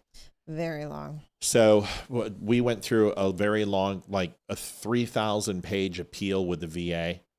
And when I got out with my back and the things that happened to my injuries, oh my God, my nose. Gotta stop doing all that cocaine. Can't wait till that gets clipped. Matt does cocaine. Not often. So we had full dental procedures to do and get fixed and surgeries and everything else. And we petitioned the VA and they declined our case. And it's because I didn't make my follow-up appointments because the closest base that we had was 70, 80 minutes away. We didn't have a working car. We didn't have a working car and I couldn't get there. And for over a year, I tried to make drives. And in fact, we did and it just didn't work out. And the wait times were so incredibly bad and they would cancel appointments. And all vets know how bad it was. And my rating was lowered. So that was it. My rating went down and I was rated at 90, but unless you make your follow-up appointments and go to that. And at the time, it wasn't a considerable amount of money. And it was something that I did not have my back issues that were so bad. A lot of the things that they had already worked on and fixed where I felt pretty damn good. And it was just negligence as a kid. I had a baby out of wedlock, so I was focused on that. And I did not focus on my military benefits. And I was so upset with leaving that I just kind of separated myself from the whole process, and the VA was horrible. Horrible. No, just wanted to tell you that was it. CVS has a prescription app, and I know just do me a favor, man. Send me the medicine and see what we can find. I'm not a fan of CVS. I Yeah. switched our pharmacy. CVS has a way of butting into your prescription. Oh, they're and a specific and if there's a specific medication that they feel is not warranted, regardless of what your doctor prescribes, they will not give you the full amount. Yeah. That happened one time, and I was like, "What in the world?" Yeah, Joseph, we already reevaluated my rating. It didn't work. We went to the boards. We resubmitted. We did everything. I've done all the paperwork. I don't need a 90 rating. I'm not 90% disabled. So what I did was fix myself through physical training by myself and rehab and making my wife saw me do it. I did everything myself. Mm-hmm. I got off the medication and I rehabbed my body and I got myself where I'm at. I'm not 90% disabled. There's no way they can go ahead and re-rate me, but I'm fully able to work. And I do. I built this entire room, and I worked for, even when I was through my back pain and everything, I'm not 90% disabled anymore. So there's no rating to challenge. It's just not the way it works. At least when I was in.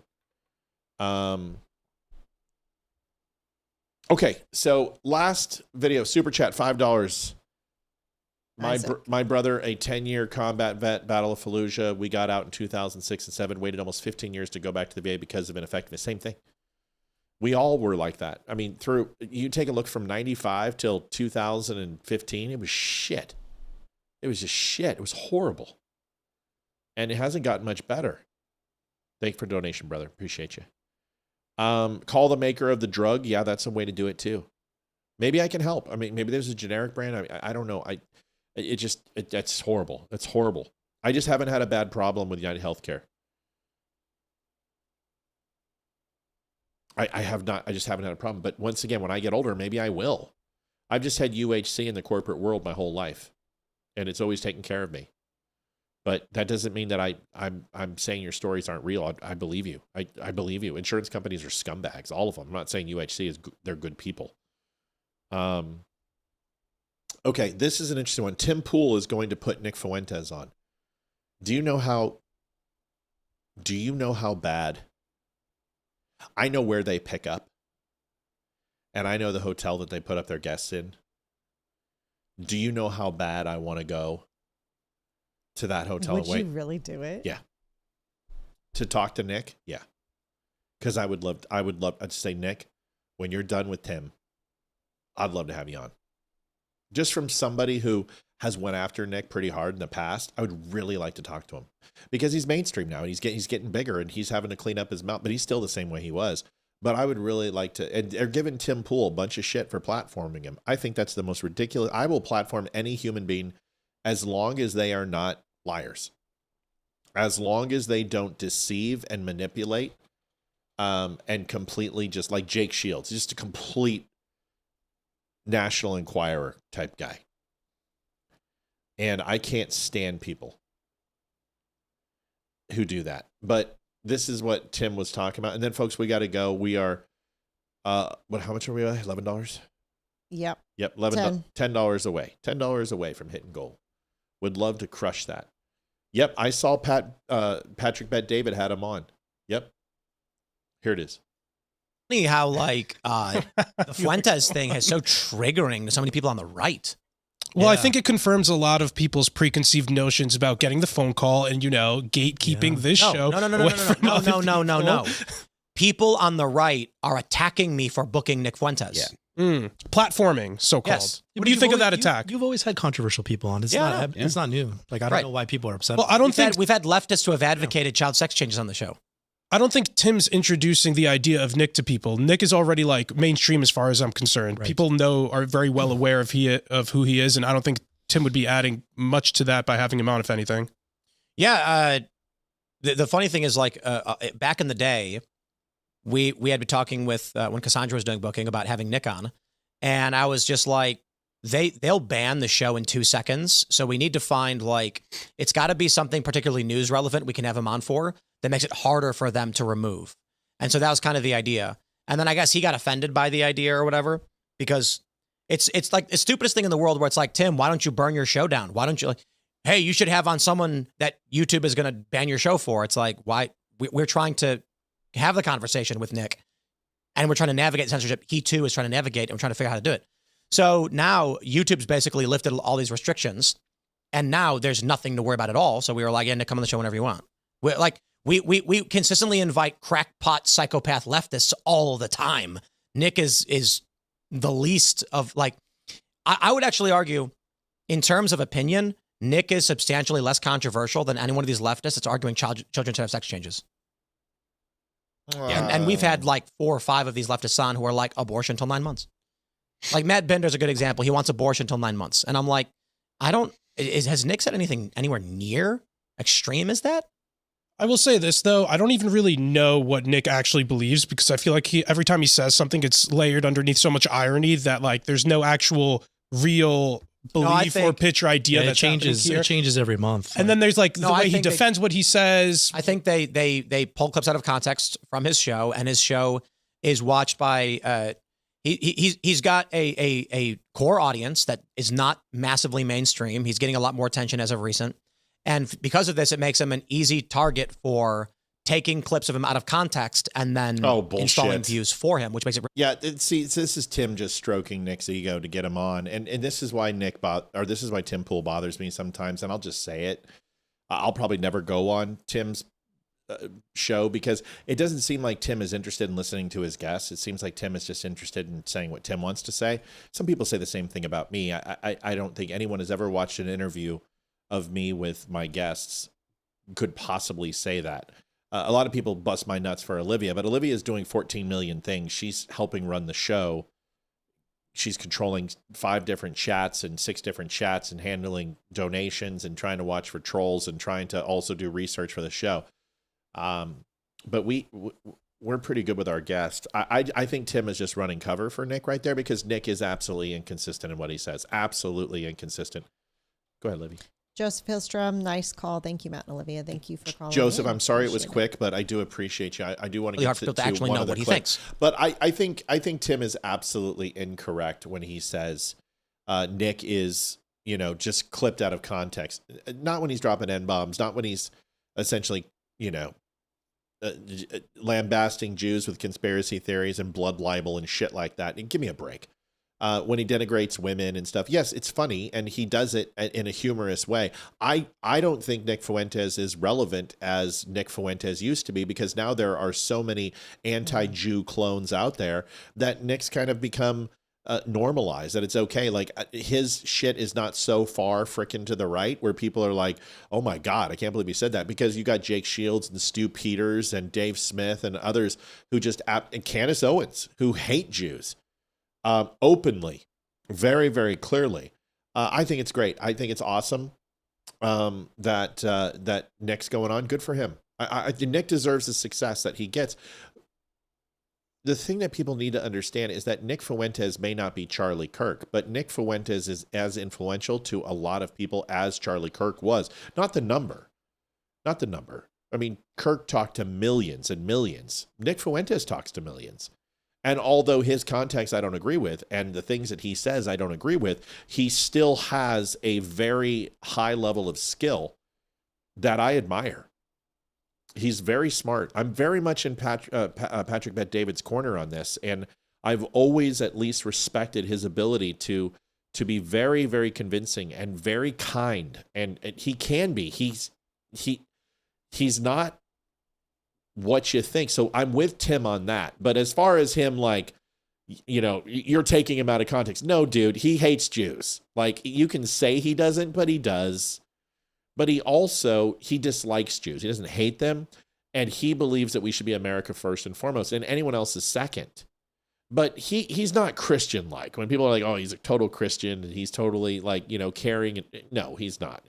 He's arrogant, but he's growing up.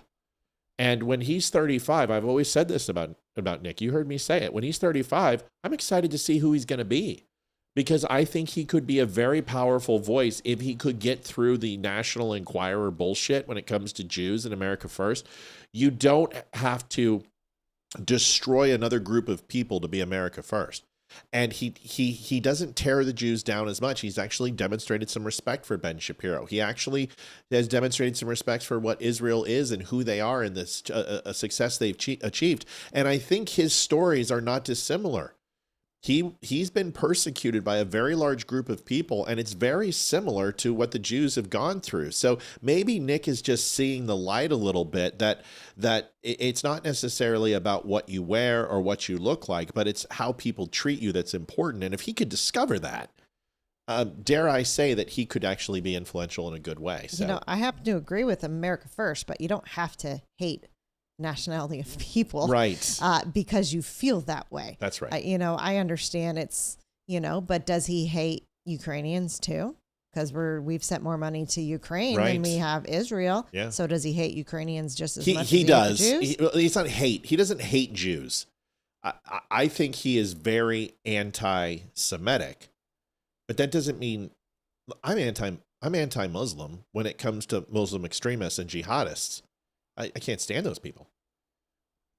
He believes that Israel is in it for Israel. He believes that Israel is not in America's best interest.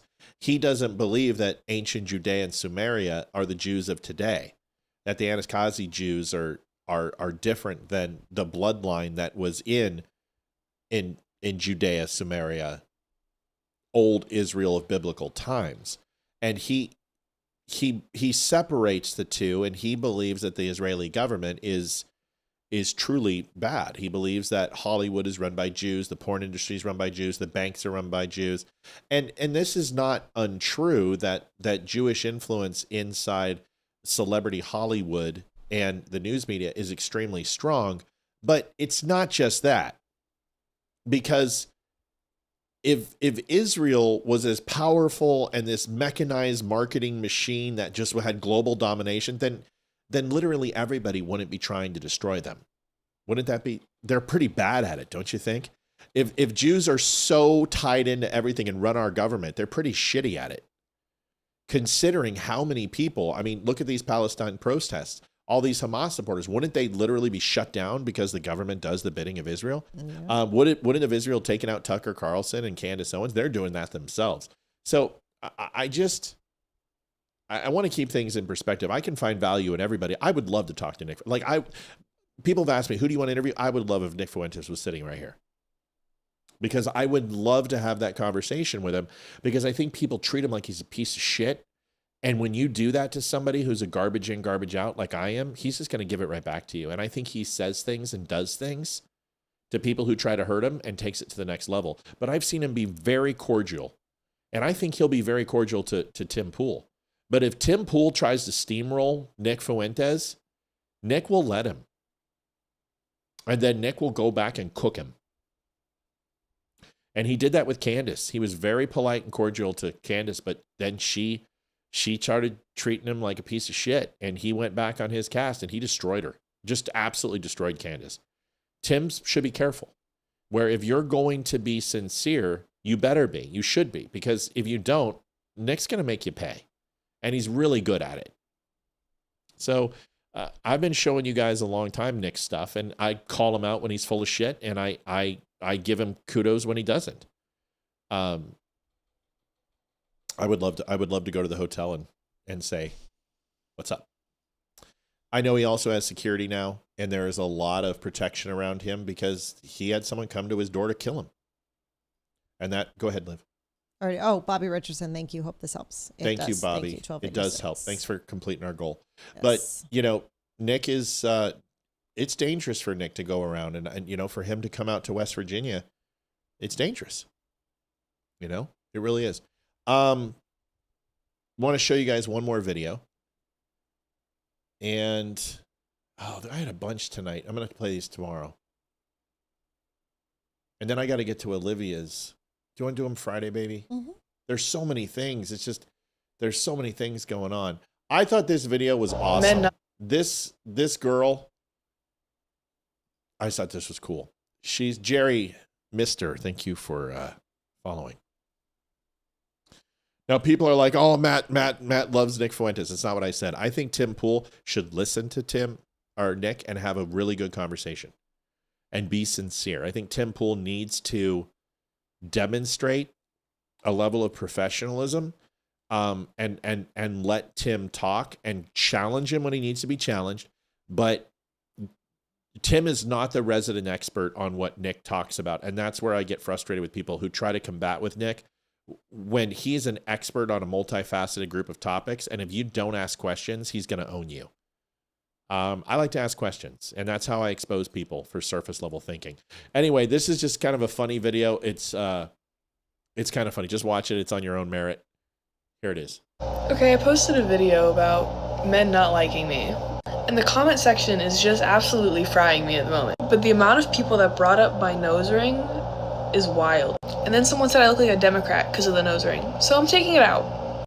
I just want to see, because I don't take this thing out. I just want to see. Oh my god, my light is so bright. I have a feeling I'm not going to be able to put this back in. And oh my god. Oh, I got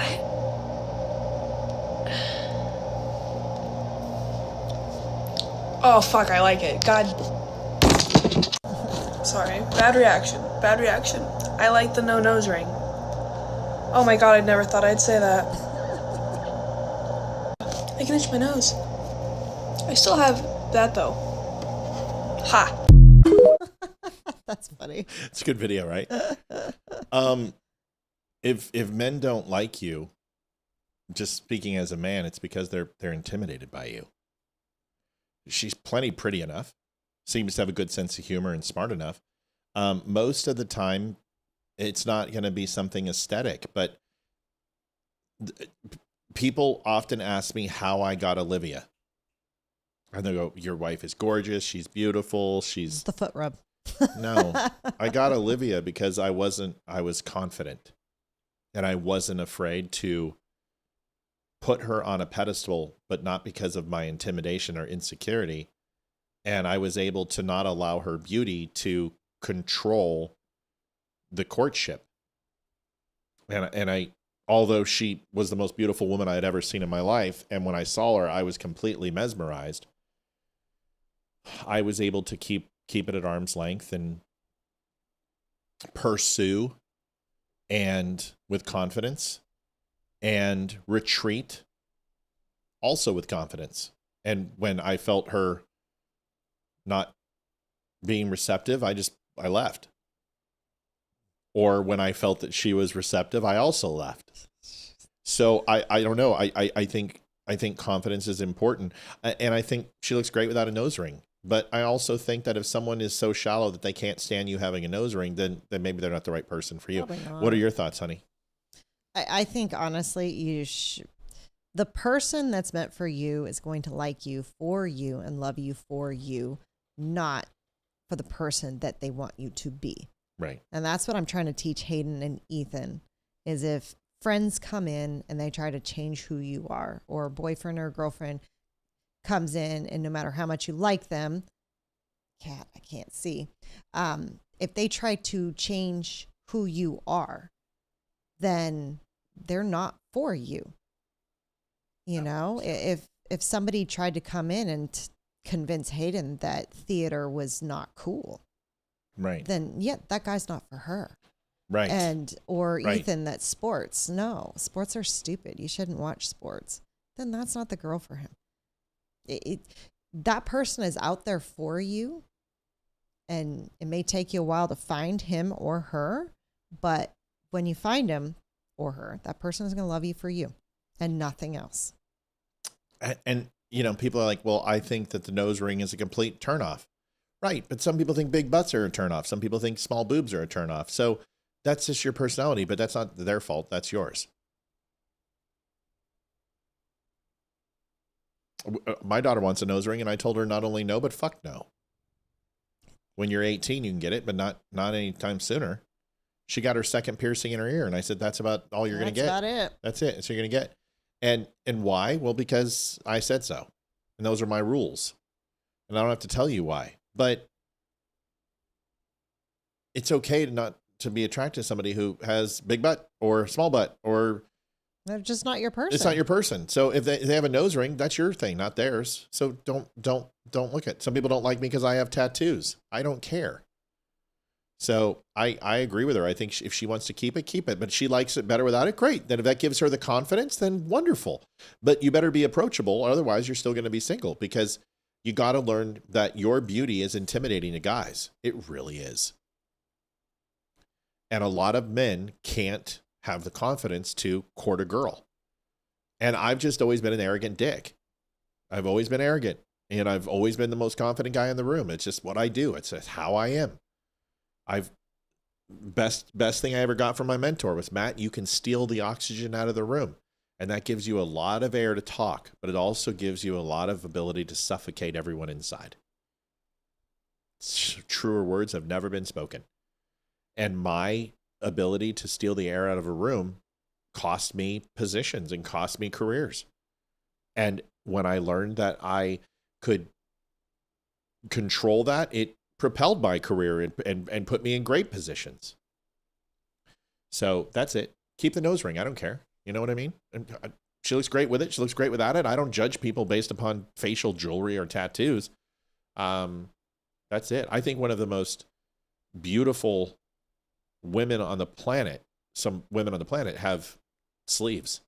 I love tattoos. I love Olivia's tattoos. I think they're awesome. If she would sleeve out, I would kill to have her sleeve out. Like both arms completely tatted. Yes. I like it. That's just me. Okay. Good conversation. Last video, then we're done. Then we're going to go. We got to go get some yogurt and watch some show. And since we hit goal, we wanted to overdrive a little bit. Here we go. Democrats are... Bless you. Thank you. Democrats are... Oh, stop it, Yenny. You know what's happening here. You're such a putz. Staring at him like... What? Come here. Come here. Oh, you can't come here? Oh, the gun's in the way, and you tell her, you push her down every time she touches it. Come here. You just come. You're such a shitbird. Democrats are taking this video, and I want you to listen really carefully. They're taking this video, and they're like, Donald Trump's killing the farmers. He's killing the farmers. This video is fantastic. It is an epic troll. Watch this. Listen to it real carefully. We're just absolutely fucked as farmers, guys. Everything is so fucked, and I do not see anybody surviving this farm crisis that we're in. Guys, look, one of the best splorn crops that I have ever raised in my life. And because of the tariffs, China will not fucking buy it. And they are the only country in the world other than, well, they are the only country in the world that buys splorn. And so now I'm literally just chopping it and blowing it on the fucking ground because it's fucking useless. It's valueless. There's nothing I can fucking do to it. I am going to need government assistance to make it through this fucking crisis until these tariffs end. Look, I've never raised a splorn crop like this, guys. And this is just fucking heartbreaking to me. I don't know how I'm gonna survive. You know, Trump said he fucking loved us farmers, and here I am just blowing my splorn crop all over the ground. Hopefully he works a deal out where Antarctica and Mars will start buying this splorn and save the farmers. I'm sorry, splorn crop, but you're fucked. Splorn? That's great. It's a good troll. And people are actually taking Democrats him are seriously? sharing it. They're just like, I can't believe that Trump's doing this. And this guy is like, dude, you guys know splorn is corn. It's corn. You guys know nothing. But they're like, it's splorn. And splorn is like, prices of splorn are just through the roof. Democrats are all over this. They're just like, how can you do this to the splorn farmers? But they don't, the bots don't know. The bots have no idea. So they're regurgitating this, and they're out there. I want to make a shirt called Splorn. And it's going to be two corns on the cobs, mounting each other. And it's going to say Splorn. and they don't know. And they're out there just like, dude, Splorn farmers are hurting. When's Trump going to save the Splorn farmers? This didn't happen under Obama and Biden to the Splorn farmers. This is how stupid they are. This is how dumb liberals are. They're just waiting, anything, just to feeding at the trough to be ravenous and hate Trump. It's perfect. That guy, genius. I hope he solves his splorn problem. It's really horrible. Liberals are so stupid. I'm sorry. At this point, I'm like, Matt, you've got to expand your audience. And no, I don't. No, I don't want them. I really don't. I want them to call in so I can argue with them and disagree. Was Matt getting his gun sniff fixed? No, I was itching my nose. That was like an hour ago. I think you need to switch your allergy medicine. Let's talk to the doc when we go next month. Let's talk to the doc. Well, I'm doing the visits. Can't wait to get my physical. Well, it's going to be exciting. I can get some allergy medicine from the store this weekend. Yeah, we can take it. We can take a little test, but okay. I can't. I always love going to the doc and get my physical. I always love their. Oh, me too. I love their. Wow, love their surprise. Wow, you're a healthy young man. Like, thank you, doc. Appreciate it. Yeah. You gonna use your whole fist, doc? Oh, there's just no mercy. I mean, it's literally like prison rape. It's horrible. It's the worst thing in the world. Whoa, say, can you see? You're using your whole fist, doc? Well, where's that from? What movie? Come on. Come on. Come on. Do it. Get it. Oh, no. God, I admire you. Sorry, can I borrow your towel? I hit a water buffalo outside. Still not getting it. I don't even like basketball, Fletch. You don't like basketball? Oh, freaking Fletch! You expect me to Well, remember that? Yes. Yes. Dude, I'm not old like you. I didn't grow up with that movie. What the fuck are you doing? Why are you coming at me, yo? Are you coming at me, bro? Coming at me now? There's no reason for this. Old. Oh my God. Folks, thanks for watching. Tried Benadryl? Yeah, if I want to see bats flying out of my ass. I get loopy on Benadryl. Like loopy, not good. Like Benadryl and I, woo, no. I can drink a fifth of whiskey, but Benadryl, no. Yeah. Mm-mm. You can't take the Zyrtec, can you? I take Zyrtec. It sucks. It doesn't work for me. Okay. Doesn't do anything for me. Okay. It's like when I drink vodka. It doesn't do shit for me. Vodka, niet. Ni Sputen, nothing. Drink vodka. Well, you know what I'm going to do? I'm going to get some allergy medicine and I'm going to switch it out without you knowing. So it's like a placebo. So that's really good. Right. So I go into a coma. Oh, well, I don't know what happened. It said, I didn't know it was rat poison. No, you're not going to switch my medicine without telling me. I've tried Zyrtec and it doesn't do shit for me. I wouldn't give you Zyrtec. I know Zyrtec doesn't work. What are you going to give me? Either Allegra or Claritin. Why don't you just tell me? Why do you have to deceive me? What the fuck? Are you a Black Widow? You trying to kill me? No. I'm just going to go and switch your meds without telling you. I just like to fuck around like that. Oh, here we go. Here's some estrogen. Because that way you can't be like, you won't know. And no, I didn't. Like, no, but I go into a coma. No, just let me take it. Why are you trying to deceive me? I'm not trying to deceive you. It's a placebo. So you. No. A placebo is giving me like sugar pills, which will have no effect. We're just gonna play around with Matt's medicine until he goes into a coma. No, Liv. My God. You insanity. It's like freaking arsenic and old lace over here. She's gonna. If I wanted. She's trying to whack me. Yeah. I'm in charge of food and medicine in this house. If I wanted to do it, I could have done it a long time ago. You don't have any clue what you take in your pills daily. If I didn't put it in there. You know what? I'm going to slip next time we're having sex. And go, whoops, wrong hole. I'd be like, what? It's a placebo. Jeez. I'm in charge of that. So you better be nice because things can happen in the dark. In the dark? Since when? That's true. That's how you know you love your wife, when you still make love with the lights on, right? I mean, seriously, we make love with the lights on. It's a good conversation. It's really good. Okay, are we done? Folks, thanks for watching the Don't Unfriend Me Show. Appreciate us hitting goal and helping us out and all that stuff. We love you. Tomorrow, tell them what's coming up, Liv. You and Leroy. And then when is Pastor Gil going to be here? Next Wednesday. Next Wednesday, my pastor is going to be here. It's going to be a good conversation. We're going to have a long conversation. You know what's funny is the Vivint guy was out here upgrading our security a little bit because we've had to make some modifications. He's a really great guy. His name's Dan. And he walks in, black guy, looks like he's a Marine, very well built and tattoos and everything. And he comes in and he's like, hey man, how you been? I'm like, oh shit, Dan, good to see you, dude. You're my tech today. He's like, yeah.